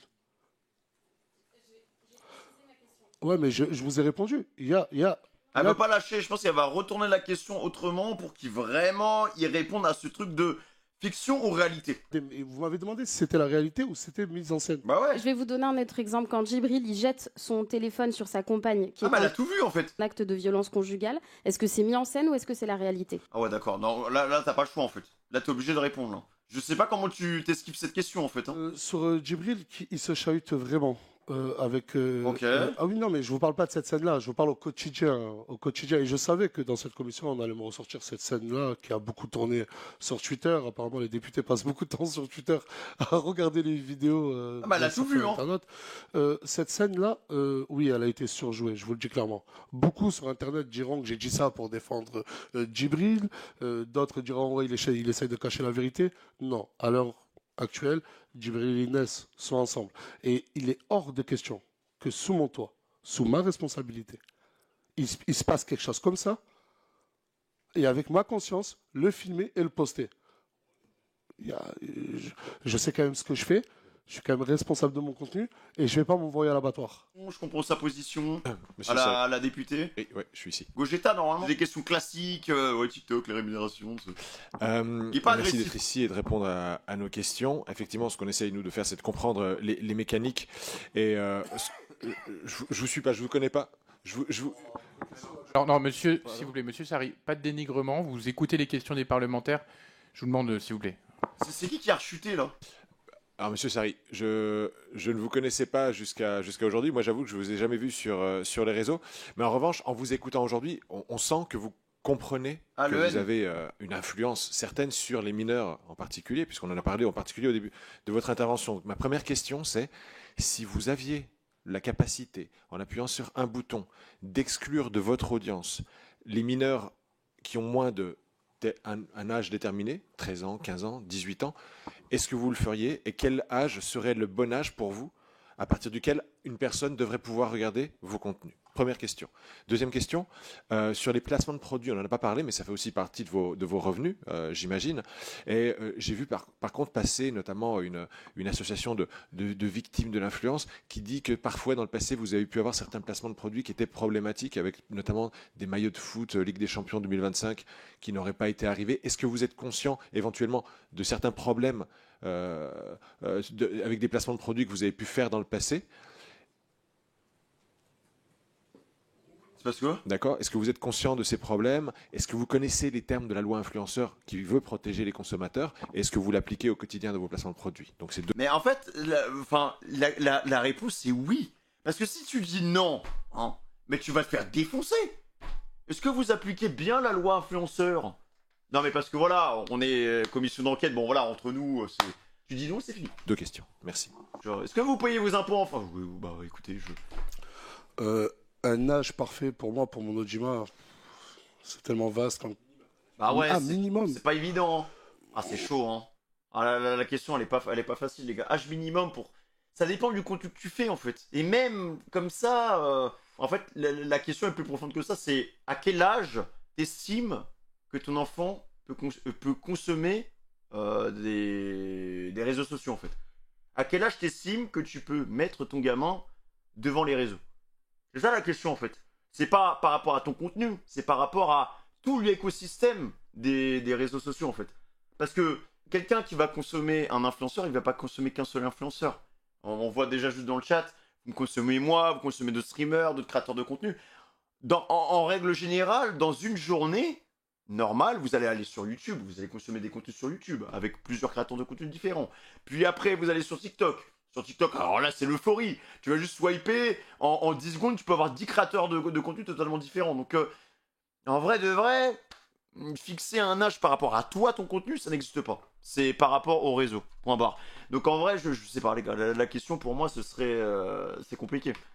C'est même pas que pour regarder mon contenu, mais même pour avoir des applications... On va dire la même chose, en fait. Snapchat, TikTok, YouTube, parce qu'on retrouve de tout, partout, dans n'importe quelle plateforme. Mais je dirais un âge minimum, déjà juste pour avoir TikTok, je me baserais sur 14 ans. 14 ans. En tout cas, moi, je vous parle de... Moi, mon fils... Entre 14 et 16, en vrai, pour moi, TikTok. Moi, mon fils, je sais que peut-être après ses 15 ans, il pourra utiliser TikTok, mais pas avant. Après, peut-être que je ne suis pas encore un bon papa, il n'a que 1 an. Mais c'est vrai que si on parle de ma vie privée, j'ai un enfant, c'est un parfait exemple. Je ne le laisserai Ça, pas. c'est bien, Parce je trouve. qu'après, il ne faut pas punir tous les jeunes. Aujourd'hui, TikTok, c'est aussi un endroit pour se relaxer. TikTok, on y va pour se relaxer. Ça a été créé pourquoi? Pour qu'on puisse scroller sur le fil d'actualité, regarder des vidéos. Mais je pense que c'est ça, en fait, c'est ça qui dit. Moi, je pense que c'est ça le problème, les gars, de toutes les plateformes à contenu de type contenu vertical. En fait, le fait de ne pas savoir sur quoi tu vas tomber. TikTok, c'est un tremplin. Par exemple, moi et vous, on n'a pas la même position. Moi, si TikTok n'avait pas existé, j'en serais jamais là aujourd'hui. Et il y a plein d'autres créateurs de contenu qui auraient jamais autant pété si TikTok n'avait pas existé, les mecs. Donc, pour nous, c'est incroyable parce que ça donne de la chance à des gens qui n'étaient personne. Moi, il y a 3 ans, les gars, j'étais nobody. J'étais nobody, je suis parti de rien, tu vois. Et il y en a plein, tu vois, les animes, les bailan, Flamby, tout ça. Enfin, ça pète, mais parce que TikTok existe. Le fait que l'algorithme soit entre guillemets un peu flou, ça peut donner de la chance à des gens. On n'est pas forcément sur la loi du plus fort, tu vois ce que je veux dire? Donc là-dessus, c'est bien, mais on est uniquement sur la position d'un créateur de contenu. Pour un consommateur, c'est pas la même chose. Un consommateur n'a pas le choix de ce qu'il va regarder. Et me dites pas que ouais, l'algorithme, il est bien fait. L'algorithme, il est bien fait, vas-y, pendant quelques heures, mais au bout d'un moment, sur 20 TikTok, vas-y, 25 TikTok, il va te mettre un TikTok, frère, qui a aucun rapport avec ce que tu as regardé avant. Et t'es en mode, mais pourquoi tu tombes sur ça? Il y a quand même des failles, l'algorithme, il est pas fiable du tout. Et je préfère, moi, que si on consomme du contenu vertical, pour un consommateur de contenu vertical, que la personne ait le choix de regarder le contenu ou pas, en fait. Comme sur YouTube. En fait, YouTube ne va pas t'exposer le contenu à la gueule. À part si tu vas sur les shorts, tu sais pas sur quoi tu vas tomber. Mais YouTube, t'as le titre, t'as la miniature, est-ce que je vais cliquer ou pas? Voilà. Ça, c'est la première chose. TikTok, c'est pas le cas. De tout cheap, hein. Il n'y a pas que des vidéos problématiques. Et je pense que c'est ça qui fait que... Je ne suis en aucun cas l'avocat de TikTok, je préfère le dire. Mais sur TikTok, on voit aussi des vidéos où on apprend après, tu peux pas mal de choses. Ouais, mais ça change pas que... Bon. Moi, je pense que c'est plus tu une vas quand même question consommer pendant 2 d'algorithme secondes. pour les jeunes, plus les ramener vers un contenu, on va dire, éducatif. Après, l'âge, si on interdit à ces jeunes-là TikTok, je sais qu'ils sont omniprésents. Après, je sais que l'ancien Premier ministre a fait une proposition de loi ou va faire une proposition de loi pour les interdire en moins de 15 ans. Après, voilà, je ne suis ni Premier ministre, ni député. Et un âge parfait, ouais, je dirais 15 ans, peut-être 15 ans et demi, et centrer un algorithme. Après, sur mon contenu à moi, pareil. Pareil, c'est, je dirais, de 15-16 ans à largement plus. Mais aujourd'hui, après, moi, c'est une vraie question que je me pose. Vous savez que je peux aller sur TikTok ou sur d'autres applications, créer un compte et mentir sur mon âge. J'en ai 29, je peux dire que j'en ai 69. Non, mais c'est une réalité, ça aussi. C'est une réalité.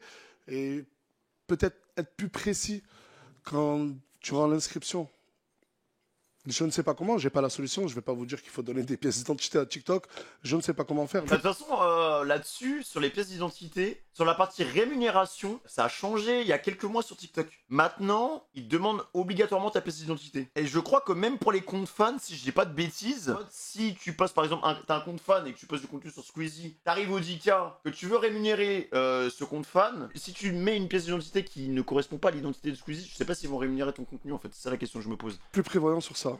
Et la deuxième question, c'était, pour revenir encore une fois sur les rémunérations, moi, elles proviennent des plateformes directement et non des placements de produits. Ça représente même pas, je sais pas, on me demande de sortir des chiffres, mais là, je dirais même pas 5 à 8%. Comme je vous l'ai dit, j'en fais énormément. Un placement de produit, c'est pas obligatoire, c'est pas obligé. On peut le faire gratuitement et j'en fais énormément gratuitement. Comme l'a dit votre confrère, on m'appelait le Robin des Bois modernes. Si demain vous venez me voir, vous me dites que vous avez une boulangerie, j'aime bien votre pain, j'y vais, je fais un placement de produit. Sur les maillots de foot, Dieu merci, sur cet exemple-là, c'est un problème qui a été réglé. Je fais des millions de vues. Fallait bien préciser de vues parce que sinon le fisc... Personne qui s'est lancé dans la vente de maillots, une société, etc. Et à vrai dire, il a attendu son moment, le gars. À un tel taux de commandes. Il y a énormément de livraisons reçues. Et et je sais que tout le monde a reçu un mail avec maintenant un suivi et tous les maillots vont être reçus. Et bien sûr, il y a des lois. Nous, les créateurs de contenu, on les applique. Le hashtag publicité à chacune, même qu'elle soit gratuite. Hein. Si demain, je partage, je ne sais pas moi, votre boulangerie, je vais quand même mettre le hashtag publicité pour bien montrer à ma communauté que je suis en train de faire un placement de produit. Ok. Et l'avocat, il a juste envie de se tirer, les gars. Il en peut Merci plus. de préciser ça, parce que c'est vrai qu'avec Stéphane Vogetta, on est très attentifs, puisqu'on est tous les deux les auteurs de la loi sur l'influence commerciale, en fait. Voilà, c'est nous qui avons fait la loi sur le... Voilà, donc je vous apprends ça, mais je vous apprends peut-être aussi, et je le précise quand même, que les jeux concours, les cartes bancaires, les placements financiers, tout ça est strictement interdit et régulé. Voilà, depuis au moins 2 ans. Voilà, d'accord. Donc, il faut, par ailleurs, dès qu'il y a tout ce qui est lié à l'argent, ça doit être agréé, enregistré par l'AMF. Donc voilà, il faut avoir conscience de ça. Il faut des mentions obligatoires sur les jeux concours. Et on a pu voir sur certains de vos contenus, mais encore une fois, je le dis, on n'est pas là pour faire la loi. Je vous le dis juste pour la suite. La loi, elle dit, si on fait un jeu concours, il faut des mentions légales. Il faut un truc très précis. Sinon, c'est des jeux concours qui peuvent... voilà, Bon, on l'a respecté sur les jeux concours. Après, ensuite, avec le prestataire, il les respecte et il met les mentions légales. Bon. Mais ça, après, je vous dis la vérité, c'est pas moi ou mon équipe voilà, qui s'en... Mais merci, je préfère le préciser parce que il y a des gens qui suivent cette audition. Et il faut aussi dire qu'il y a un cadre et que nul n'est censé ignorer la loi et que n'importe qui peut être avec des placements de produits problématiques peut être derrière condamné à ça. Il y a des personnes qui l'ont été d'ailleurs. Mais vous savez, monsieur le député, j'aimerais parler de quelque chose qui me tient à cœur. Quand moi, j'avais 110 000 followers, et je parle à vous, hein, si c'est vous qui êtes derrière ces lois, cette loi. Vous savez que, je vous le dis ouvertement, ça va peut-être, il y a des gens sur Internet, vous savez que j'ai déjà partagé du pari sportif, j'ai déjà partagé du trading, je le dis, je plaide coupable. Vous savez qu'il y a beaucoup de familles qui sont... Je plaide coupable, les gars, c'est bon! C'est bon, je préfère le dire maintenant! Qui m'ont dit, Nas, mais on t'a fait confiance, et on a tout perdu dans le trading. C'est quoi ça? Des plans financiers. Je vous le dis, dans cette commission d'enquête, personne m'en a posé la question, et je l'admets. Mais c'est là où j'aimerais revenir. Mais pourquoi? Pourquoi il lâche ça comme ça? En plein milieu du truc? Personne n'a demandé en plus? 100 000 followers. C'était mes tout premiers mois en tant que créateur de contenu, j'avais démissionné. L'avocat, il est en mode, mais attends, mais Nasdaq, on a bossé une stratégie, mais pourquoi tu... On n'a jamais parlé de ça, désolé. Et j'aimerais parler de ces pseudo-agences. Je sais pas si vous... Et il y en a tellement. Okay. Moi, j'arrête, je me retire. Mais j'aimerais aussi tellement protéger aussi ces créateurs de contenu de ces agences qui viennent en costard, qui nous expliquent qu'ils connaissent très bien la loi, et qui viennent avec un beau discours, et qui, ces gens-là, m'ont fait à moi partager. Nul n'est censé ignorer la loi. Là, alors, je suis totalement d'accord avec lui. Mais quand vous avez 22 ans et d'un coup des centaines de milliers de followers, et vous avez ces pseudo-experts qui viennent et qui se présentent à vous, vous savez, ces gens-là passent leur temps derrière un ordinateur ou derrière un téléphone à détecter tous les nouveaux talents. Oh là là, lui, il a 80 000 followers, je vais l'approcher. C'est vraiment ça. Ils sont là, tableur Excel, les gars. En fait, c'est une banque de données. Tu as tous les créateurs de contenu en fonction de la catégorie. Twitch, YouTube, TikTok, Insta. Les mecs, ils se recèlent un peu les adresses et tout à droite à gauche. Par exemple, dès que tu as une OP pour quelqu'un, ça va enregistrer l'OP. Imaginons que moi, je sois dans la même agence que McQueen. Okay, je chope une OP sur ma boîte mail. C'est-à-dire que, je sais pas, il y a une boîte qui s'appelle MSI, elle me contacte moi, ok? L'agence, ce qu'elle va faire, c'est qu'elle va d'abord essayer de me vendre l'OP à moi, et ensuite, elle va essayer de revendre cette OP à tout son portefeuille. Alors que de base, la marque, elle te contacte toi. Faire des placements de produits. À la fin, ça retombe sur le créateur de contenu. Mais pourquoi on ne tape pas sur ces pseudo-agences? Moi, j'ai eu la chance... Parce qu'en fait, c'est à nous, pour répondre à sa question, c'est à nous de faire attention à ce qu'on va mettre en avant. Parce que les agences, en fait, elles s'en foutent de ce qu'elles vont mettre en avant ou je sais pas quoi. Le but d'une agence, c'est de brasser de la thune. Pour l'agence, tu n'es juste qu'un panneau publicitaire. L'agence s'en fout de Nasdaq. C'est juste que Nasdaq représente tant par mois. Et qui peut hit tant par mois. Voilà. Donc après, l'agence joue uniquement avec ton image. C'est à toi de voir si le produit correspond ou pas à ta DA pour un bar. Sauf que comme il dit, quand t'es au tout début et que t'es un peu naïf et que t'as des bugs qui se ramènent costard cravate, ça se forge avec l'expérience. C'est-à-dire qu'il faut se tromper, les gars, pour apprendre. Donc moi je me souviens, mes premiers agents, c'était des mecs, ils étaient pas sérieux, quoi. Pour le coup, avec la loi influenceur, on a aussi responsabilisé les agences et elles sont pénalement co-responsables des contenus qui peuvent être publiés, des contenus problématiques. Je vous en remercie. Oui, mais la personne qui va plus subir, ça reste quand même le créateur de contenu parce que c'est l'image du créateur de contenu qu'on va mettre en avant. Et pas l'agence. L'agence, ça va rien changer à sa vie en fait. C'est une co-responsabilité marque, agence, influenceur. Donc j'invite vraiment donc sur le papier, j'entends, mais c'est pas vrai. Ceux qui font des placements de produits à bien prendre connaissance du cadre légal parce que derrière, en fait, si vous fautez, ça peut être jusqu'à 300 000 € d'amende, 2 ans de prison ou un certain montant du chiffre d'affaires. Alors, j'avais encore une demande de parole de Monsieur Lioré. Merci. Franchement, les gars, ce genre de contenu, c'est incroyable, hein, c'est trop bien. Monsieur Sarri, bonjour. Je suis René Lioré, député de la Côte d'Or.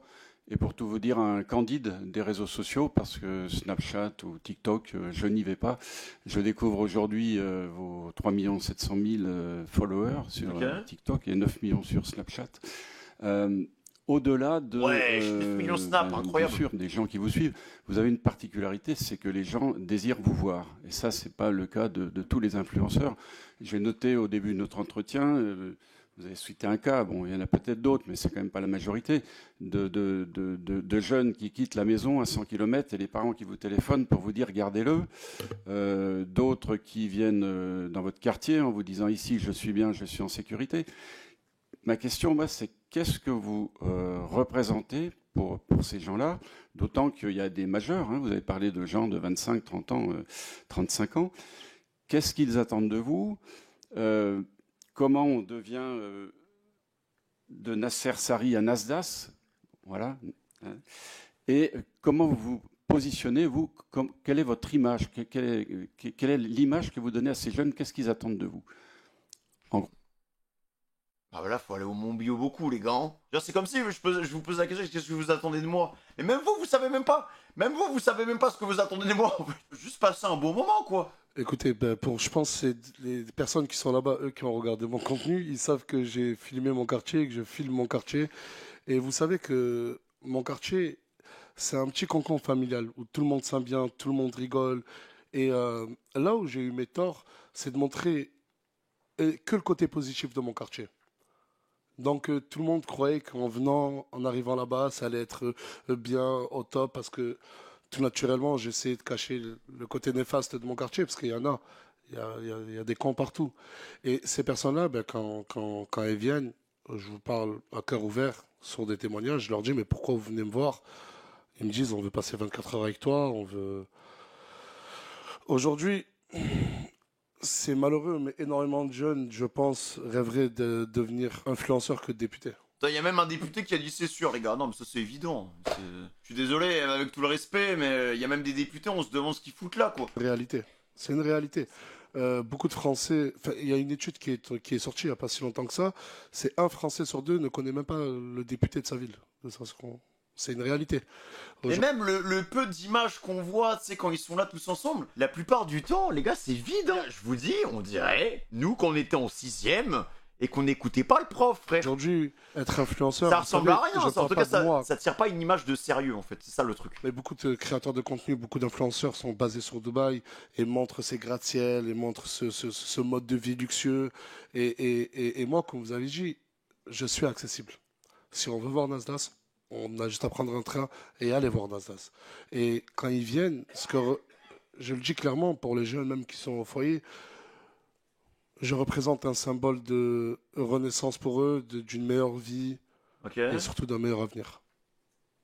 Et c'est là où c'est là où je le regrette. Je le regrette d'avoir fait en sorte, on va dire indirectement, que ces jeunes-là viennent et croient en moi au lieu de croire en leur étude, croire en leurs parents, en leur éducation.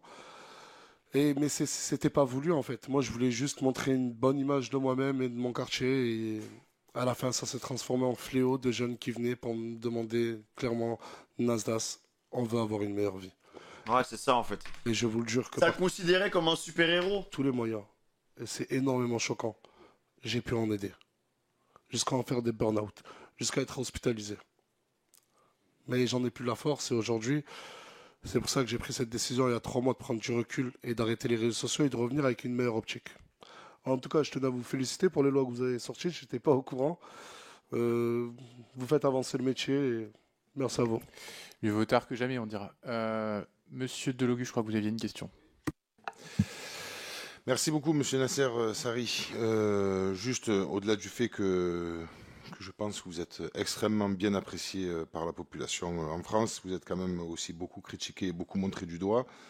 Je sais, les gens, ils ne sont pas à votre place, donc c'est facile de juger quand ils ne sont pas à votre place. Mais j'aurais quand même aimé vous entendre nous donner des exemples sur les mineurs qui sont venus près de chez vous, ce que vous avez fait de façon concrète pour les aider, C'est-à-dire, tout à l'heure vous avez expliqué que vous avez eu les parents au téléphone, etc. Donc j'aurais aimé savoir réellement que concrètement ce que vous faites pour ces jeunes.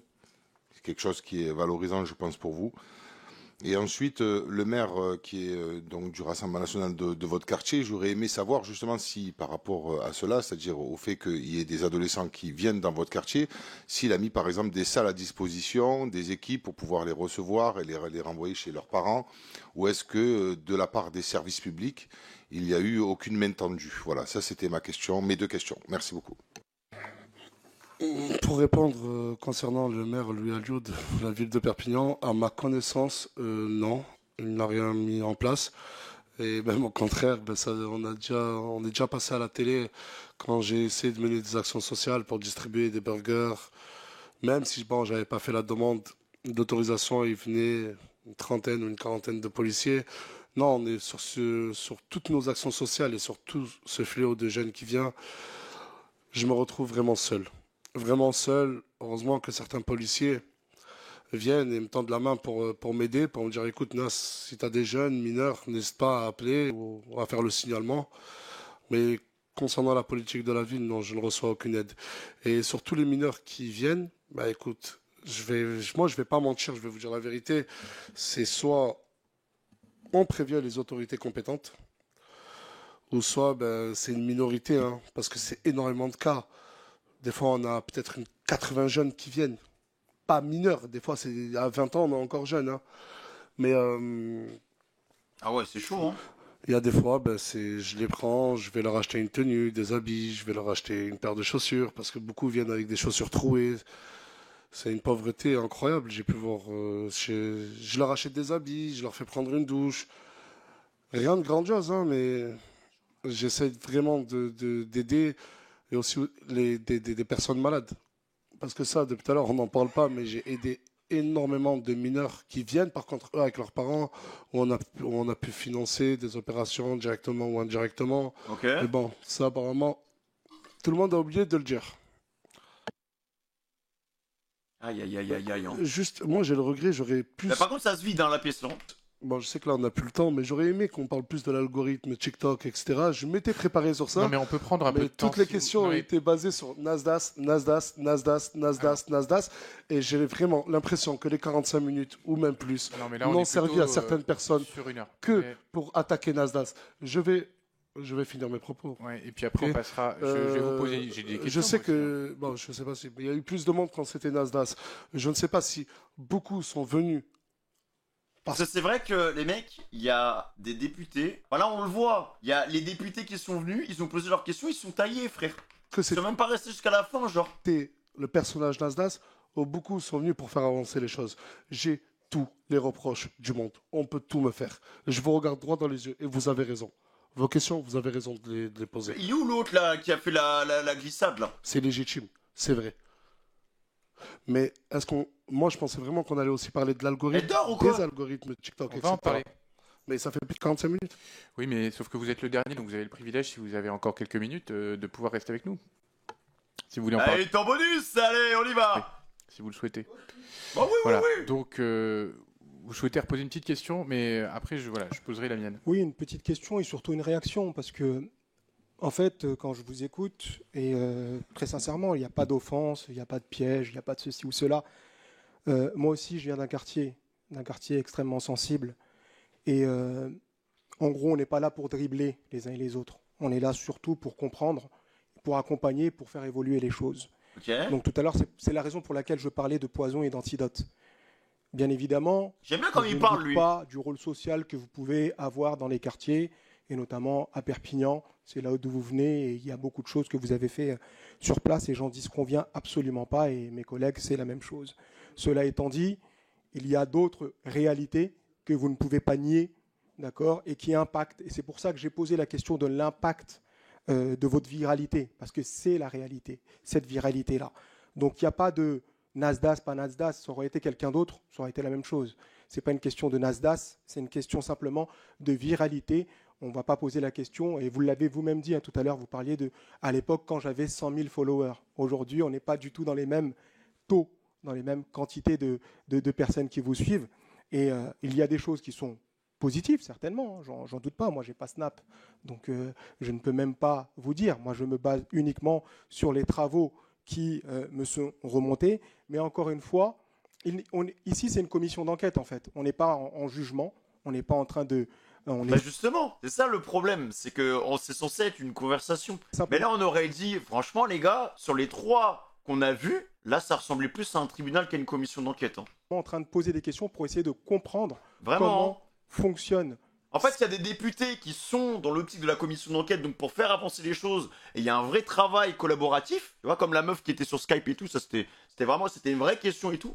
Mais il y en a d'autres, je sais même pas ce qu'ils foutaient là. Ces réseaux sociaux, comment fonctionne également, puisqu'on a interrogé fut un temps l'Arcom également, puisqu'elle est censée jouer ce rôle de régulation à travers la télévision, mais également les réseaux sociaux. Et puis, étant donné que vous êtes un acteur majeur sur le territoire de réseaux sociaux, on vous pose des questions, mais il n'y a pas de questions pièges ou quoi que ce soit, juste qu'on s'entende et voilà. Bah écoutez, juste un dernier petit conseil, si je peux me permettre, pour essayer de faire avancer les choses, installez Snapchat et commencez à y aller. Et je pense que si de la pub, vous installez les applications et que vous-même vous y allez, peut-être que les choses avanceront. On auditionnera les représentants de après une dizaine de jours. Ouais, parce que c'est vrai que déjà, enfin, c'est vrai qu'il y a beaucoup de questions qui étaient inutiles. On va pas se le cacher. Sur les 3 vidéos qu'on a vues, allez, je dirais 60% des questions, elles étaient bonnes à jeter à la poubelle dès le départ parce que il y avait pas une connaissance des réseaux déjà. Les 3/4 des députés qui étaient présents dans cette pièce, on n'est pas sur une vraie connaissance de ce qui se passe réellement sur les réseaux, donc c'est ça le problème aussi. Je pense que la non-compréhension fait que comment tu veux changer les choses et voir les choses évoluer dans ton sens si tu n'arrives pas à comprendre ton sujet, genre. On n'a pas encore la date, mais là en cours. Et même les répétitions de questions, ça c'est un fléau, les mecs. Hein. Sur les 3 commissions, les répétitions de questions, mais c'était n'importe quoi. Et me permettre de. On se répète. À un moment, il y a 3 députés qui se répètent, frère. D'algorithme et de viralité, parce que c'est un peu de ça qu'il est question.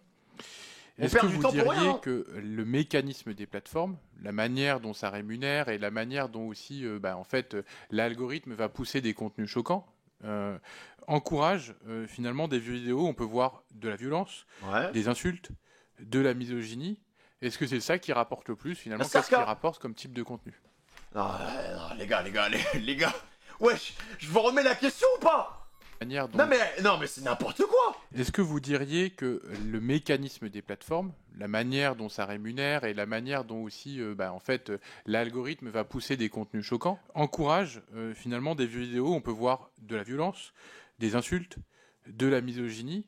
Est-ce que c'est ça qui rapporte le plus finalement? Qu'est-ce qui rapporte comme type de contenu? Ah non, tu peux pas répondre à une question comme ça. Genre la question, elle devrait même pas avoir le jour. Est-ce que vous pensez que la misogynie, ça paye plus que la violence conjugale? Non mais voilà, j'aimerais savoir en fait, c'est qu'est-ce qu'il en sait, le gars? Et qu'est-ce que ça a un rapport en fait? Je comprends pas. C'est tout simplement un centre d'intérêt. Vous savez, le soir quand je suis couché avec ma femme, on n'a pas les mêmes pour toi.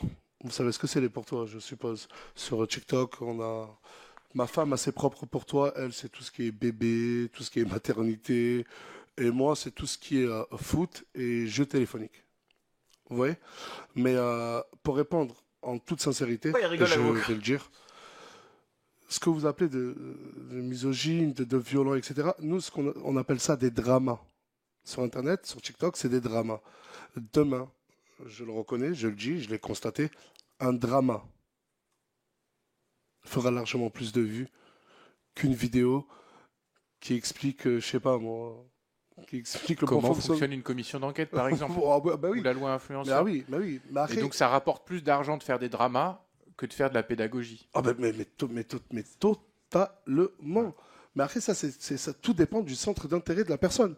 Moi, ma femme, elle ne tombe pas sur des dramas. Elle n'aime pas ça. Si les vidéos sont autant regardées, c'est que beaucoup de gens demandent à les regarder. Si demain TikTok les retire, vous verrez qu'ils chercheront dans d'autres plateformes des dramas. Beaucoup de gens, leur centre d'intérêt, c'est les dramas. Pour continuer, je vois que j'ai une demande de Madame Balage, mais sur la... Oh non. Oh les gars, elle a reload d'une autre question. Il lui reste une balle. Connexion un peu entre les réseaux et la manière dont un drama sur une plateforme peut être repris sur une autre. Le boss d'Elden Ring. Il y en a un qui a un peu fait le buzz dans vos réseaux, c'est quand vous demandez à deux jeunes filles laquelle est la plus belle, vous savez qu'il y en a une qui monte ses seins et qui... C'est là-dessus que je suis tombé, moi, les gars. C'est mon contact avec Nasdaq, c'était ça. Premier live. Non, je vous vois réagir. Non, c'est vrai, on est d'accord. Voilà. Donc, du coup, quand vous faites ça et quand vous filmez ça, est-ce que vous vous dites ce contenu, il va buzzer? Est-ce que... Enfin, voilà, parce que c'est quand même...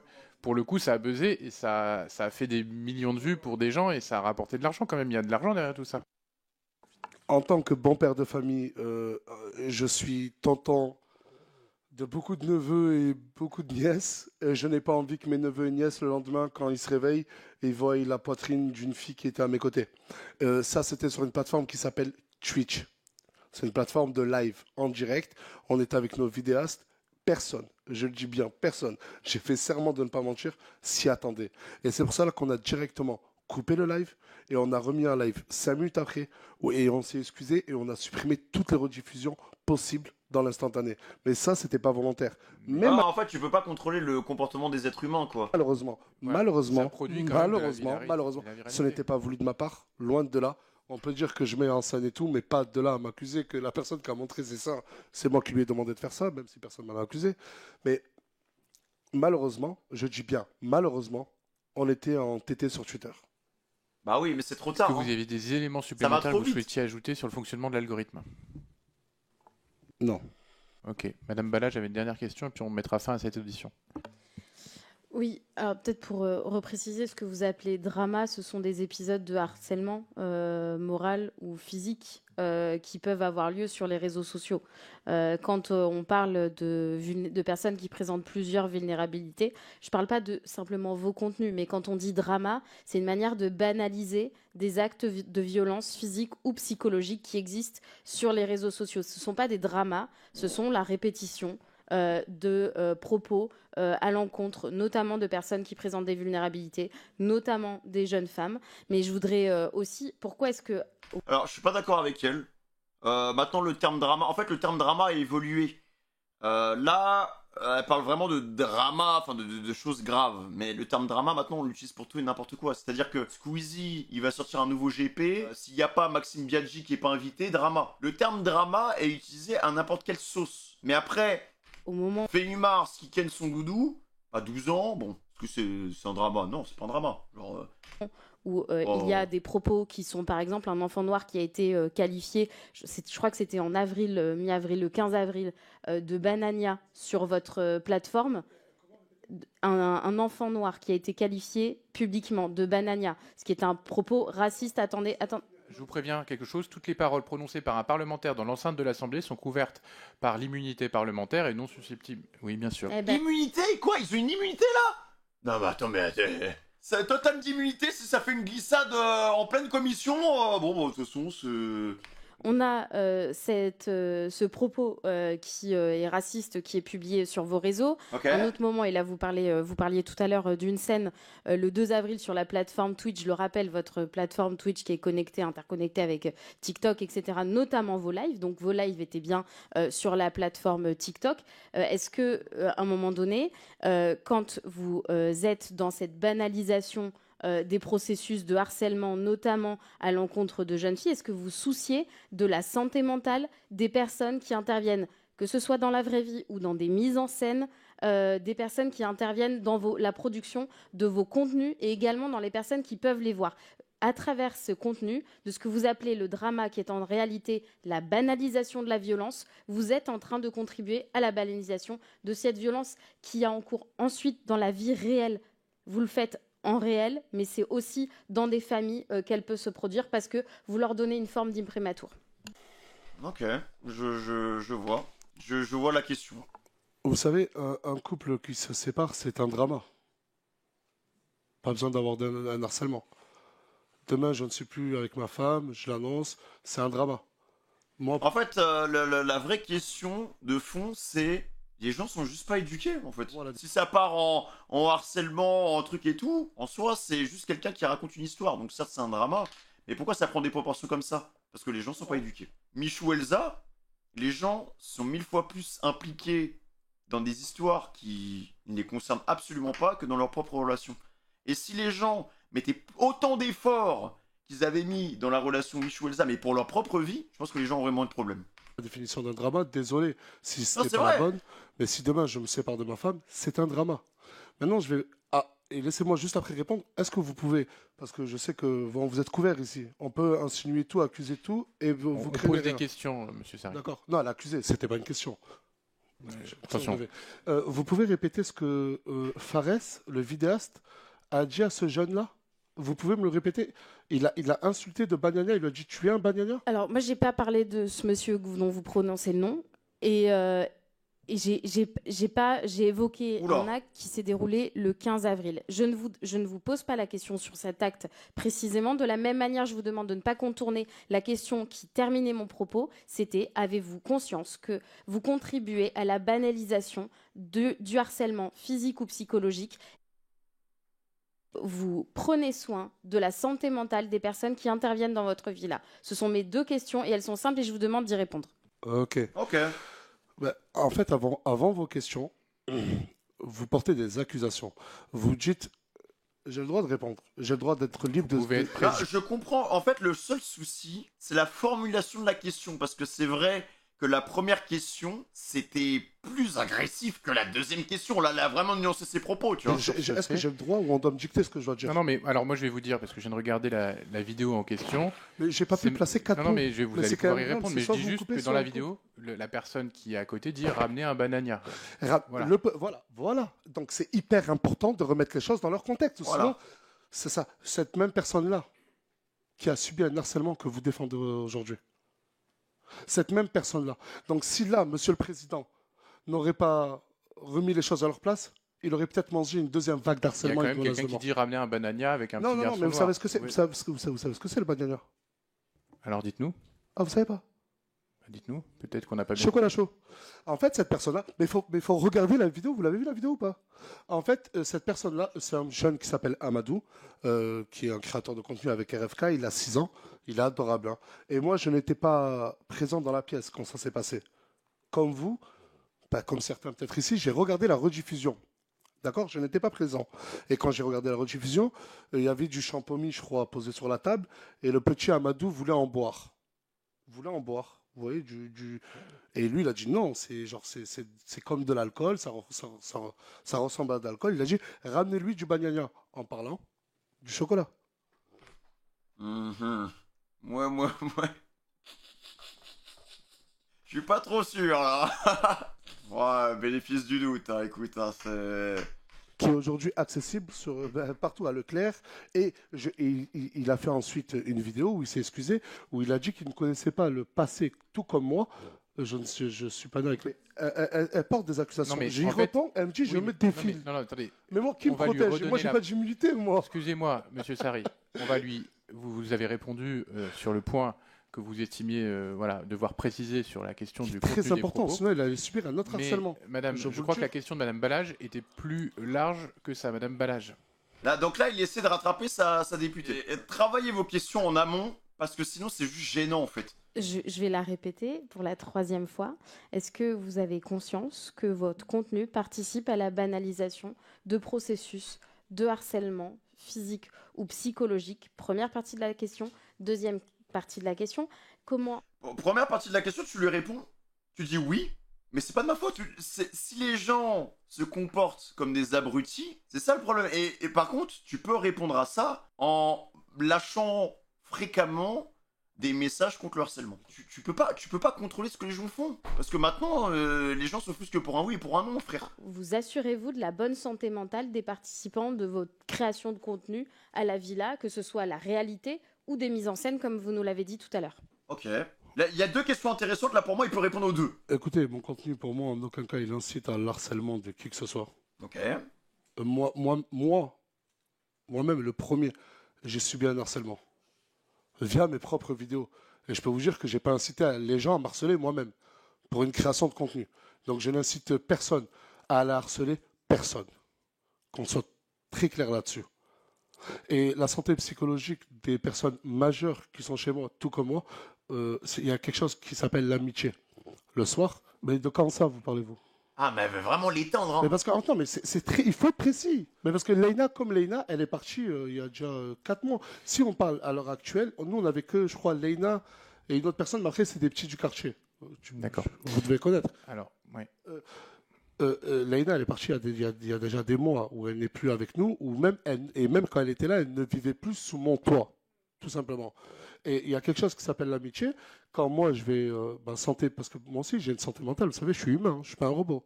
Je suis peut-être influenceur, mais j'ai moi aussi une santé mentale. Moi aussi, j'ai des burn-out, et moi aussi, peut-être, j'ai des idées noires.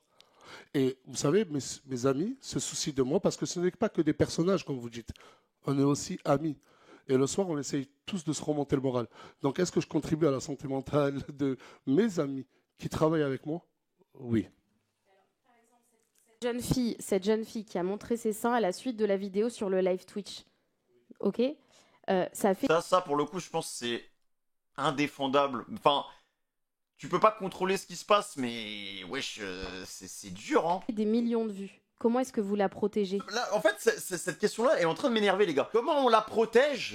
Mais vous, qu'est-ce que vous faites, en fait, pour protéger les gens? Quelle est votre position? Parce que vous êtes l'État. C'est vous qui votez les lois et tout, en fait. Qu'est-ce que vous faites pour sanctionner les gens qui vont clipper alors que le créateur de contenu, il dit non, mais faites pas ça, faites pas ci, ne partagez pas, nanana. Qu'est-ce que vous faites pour sanctionner les gens qui vont participer à ce harcèlement concrètement? Parce que là, cette fille-là, ok, tu peux pas gérer le comportement des gens. Elle monte séance, ça clip. Et les gens qui partagent, les gens qui reprennent ce segment de clip et qui vont partager à droite à gauche, qui vont poster instantanément sur TikTok, qui vont poster sur X, ça va retweet, ça va retweet, ça va retweet. Qu'est-ce que vous faites, en fait, pour ces gens-là? Parce que c'est facile d'agresser le créateur de contenu. Mais le harcèlement se fait parce que t'as des gens qui sont trop bêtes, qui sont de leur côté, qui vont rester entre Didier, et ça va rencontrer un autre Didier, qui va reparler avec un autre Didier, et ils vont avoir des clips hors contexte, ils vont se faire... Ils étaient même pas là. La plupart des gens qui font du harcèlement banalisé, ils étaient même pas là. Ils en ont rien à faire. Ils vont juste sortir des clips de leur contexte et parler en aucune connaissance de cause. Ils savent même pas de quoi ils parlent. Au lieu d'agresser le créateur de contenu, certes, des fois il y a des créateurs de contenu qui sont totalement perdus et qui font de la grosse merde et ils méritent des accusations et ils méritent des sanctions.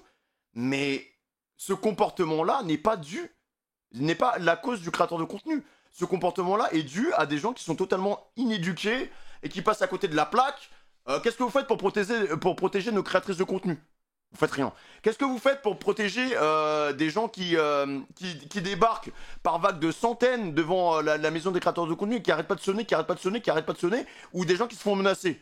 Vous faites rien. Voilà. Vous ne faites rien. Donc c'est facile d'attaquer Nasdaq, donc c'est facile d'attaquer la plupart des créateurs de contenu qui sont passés ce soir, mais vous ne faites rien pour sanctionner les gens qui pensent être invincibles derrière leurs écrans. Donc à partir de ce moment-là, genre, ciblez vos priorités, quoi. Ciblez vos priorités, c'est facile d'attaquer la personne qui fait des millions de vues. Mais attaquez les gens qui participent à ça, en fait. Les gens qui envoient des messages, les gens qui sont là sur Instagram, qui t'insultent, qui t'envoient des vocaux, qui te rabaissent comme une merde, qui te menacent de mort. Pourquoi vous faites pas des lois pour ça? Pourquoi vous attaquez pas ces gens-là, en fait? Voilà. Au lieu d'être là avec un petit Macintosh de con et poser les 3/4 des questions, ça fait 3 heures qu'on regarde. Les 70% de vos questions, elles puent la merde, elles servaient à rien. En quoi on a avancé dans la protection des mineurs sur TikTok? On n'a pas avancé. Voilà, on n'a pas avancé. On aurait pu avoir une vraie conversation qui aurait pu aider à protéger les gens qui ont vraiment besoin de protection. Mais au final, bah non, ça parle du hors-sujet. Et à partir du moment où vous ne savez pas ce qu'est le contenu, à partir du moment où vous ne connaissez pas l'univers des réseaux sociaux, vous ne pouvez pas être légitime dans vos questions, parce que vous ne savez pas ce qui se passe. Il y a quelques députés qui savent très bien, et tu vois dès le départ, dès les premiers mots qu'ils utilisent, dès les premières secondes, tu sais de quoi ils parlent. Mais il y a des députés qui sont là, qui étaient juste là pour abattre, et ça n'avait aucun rapport avec la commission d'enquête. Voilà, je le dis. C'est vrai. Tout simplement, quand Assia, plus précisément, a fait ça. Il y en a qui font du bon travail, il y en a qui sont hors sujet. Et Assia n'est pas mineure, vous le savez qu'elle n'est pas mineure. Merci Shinda. Oui, et c'est une femme libre, Assia. Si elle a envie de montrer ses seins, quel homme va lui dire de ne pas le faire? J'ai essayé de comprendre pourquoi elle a fait ça. Et ensuite, Assia, pour éloigner le harcèlement futur qu'elle allait subir, je lui ai conseillé fortement, parce que je lui ai acheté une tablette, de ne plus aller sur TikTok. de ne plus regarder oui, non, les vidéos, mais- de ne plus regarder les commentaires des Ouais, gens mais qui vont là, là-dessus. c'est plus pour protéger son mental, quoi. Mais en fait, le truc qu'ils doivent comprendre, c'est que il y a des comportements qui sont tout à fait normaux, qu'on s'interdit parce qu'on a peur de représailles. Et ça, c'est un problème. C'est ça que je veux dire. C'est que quand tu vas te limiter sur ta manière d'être ou sur des choses qui sont censées être normaux, enfin normaux, je sais même pas comment on dit, tu as peur des représailles, voilà. Genre, il y a des streameuses, les gars, elles ont peur de dire certaines choses parce qu'elles savent que derrière, elles vont se faire taper pour rien, frère. Je le jure que toutes les personnes Et je peux qui sont à vous côté de citer moi, plein d'exemples. je hein. passe mon temps à les rassurer. Parce qu'eux-mêmes ont leur propre réseau. Vous savez que ceux qui m'entourent ont aussi leur compte TikTok à des millions de followers. Et des fois, ils subissent un harcèlement dû à leurs propres vidéos que eux-mêmes postent sans Alsace. Et on se protège mutuellement, on se rassure et on se dit que c'est rien. On n'incite pas au harcèlement. Je ne dis pas aux gens allez harceler une telle ou un tel. Au contraire, toutes les personnes qui ont même pu cracher sur mon dos sur les réseaux, si vous me Merci, connaissez Leroy. de loin ou de près, je ne leur ai jamais répondu. Et vous savez pourquoi? Parce que je suis conscient des millions de personnes qui m'apprécient. Oui. Alors, ce soir, il y a, si j'ai bien compris, pas mal de personnes qui suivent d'ailleurs cette audition en direct sur des canaux comme Twitch. Hein. Donc, ce qui montre aussi que l'Assemblée, qui a un intérêt pour cette audition. Donc, moi, pour finir, je ne sais pas s'il y a encore des collègues qui ont des questions, mais une question à deux niveaux. Et ça sera la dernière. C'est la dernière. Hyper intéressant, Bien les gars, sûr. vraiment. C'est la dernière question. Vous avez une Merci, responsabilité Arca. particulière et vous le reconnaissez parce que vous êtes suivi par des millions de personnes, y compris sur TikTok, même si ce n'est pas la plateforme sur laquelle vous tirez le plus de revenus. Est-ce que, d'une part, vous avez un message à passer à ces personnes-là? Et deuxièmement, est-ce que vous reconnaissez que par le système que vous avez contribué à créer, avec des jeunes qui vivent chez vous, etc., avec la diffusion en direct de tout ça, etc., vous n'avez pas quand même contribué à créer aussi du mal-être chez certains, ou en tout cas à l'amplifier, ou à diffuser des contenus qui peuvent choquer certaines personnes? Excusez-moi, je me souviens toujours de la dernière question et pas de la première. Alors, Autant pour moi. la dernière question, c'était Ça, est-ce que ça, vous je me reconnaissez rappelle, que ouais. vous avez du contenu qui a pu choquer par le système que vous avez Oui, contribué oui. à créer? Elle est assez simple. Et le deuxième question, et vous pourrez finir par la première, est-ce que, pour finir cette audition, en guise de conclusion, vous avez un message à passer aux jeunes, voilà, à passer aux personnes qui nous regardent? Ok. Non, moi, écoutez, toute personne qui vient chez moi, je ne leur ai jamais demandé de faire des milliers de kilomètres ou des centaines de kilomètres pour venir chez moi. Quand ils viennent avec une idée précise, c'est de devenir créateur ou créatrice de contenu. Quand je filme des personnes, écoutez, si on est suivi aussi par autant de millions de personnes, beaucoup disent qu'on est attachant. Parce que depuis tout à l'heure, on parle que du côté, pour moi, à mes yeux, minime et néfaste, mais on ne parle pas aussi de l'amour qu'on rejette. Ces mêmes personnes-là, aujourd'hui, moi j'ai arrêté, elles sont presque toutes retournées chez elles. Elles me le disent, elles retournent tous avec des bons souvenirs et aujourd'hui elles continuent même sans moi l'activité d'influenceur. Donc je ne pense pas y contribuer. D'accord? Sinon dans ce cas-là, je ne peux plus filmer qui que ce soit ou même moi. Et si j'ai un conseil à donner à toute personne qui veut se lancer sur les réseaux, vous lancez pas sur les réseaux. Si regarde Cam et tout, il manquerait plus qu'un drop de mic et on était dedans. Goldie Nasdaq, les gars.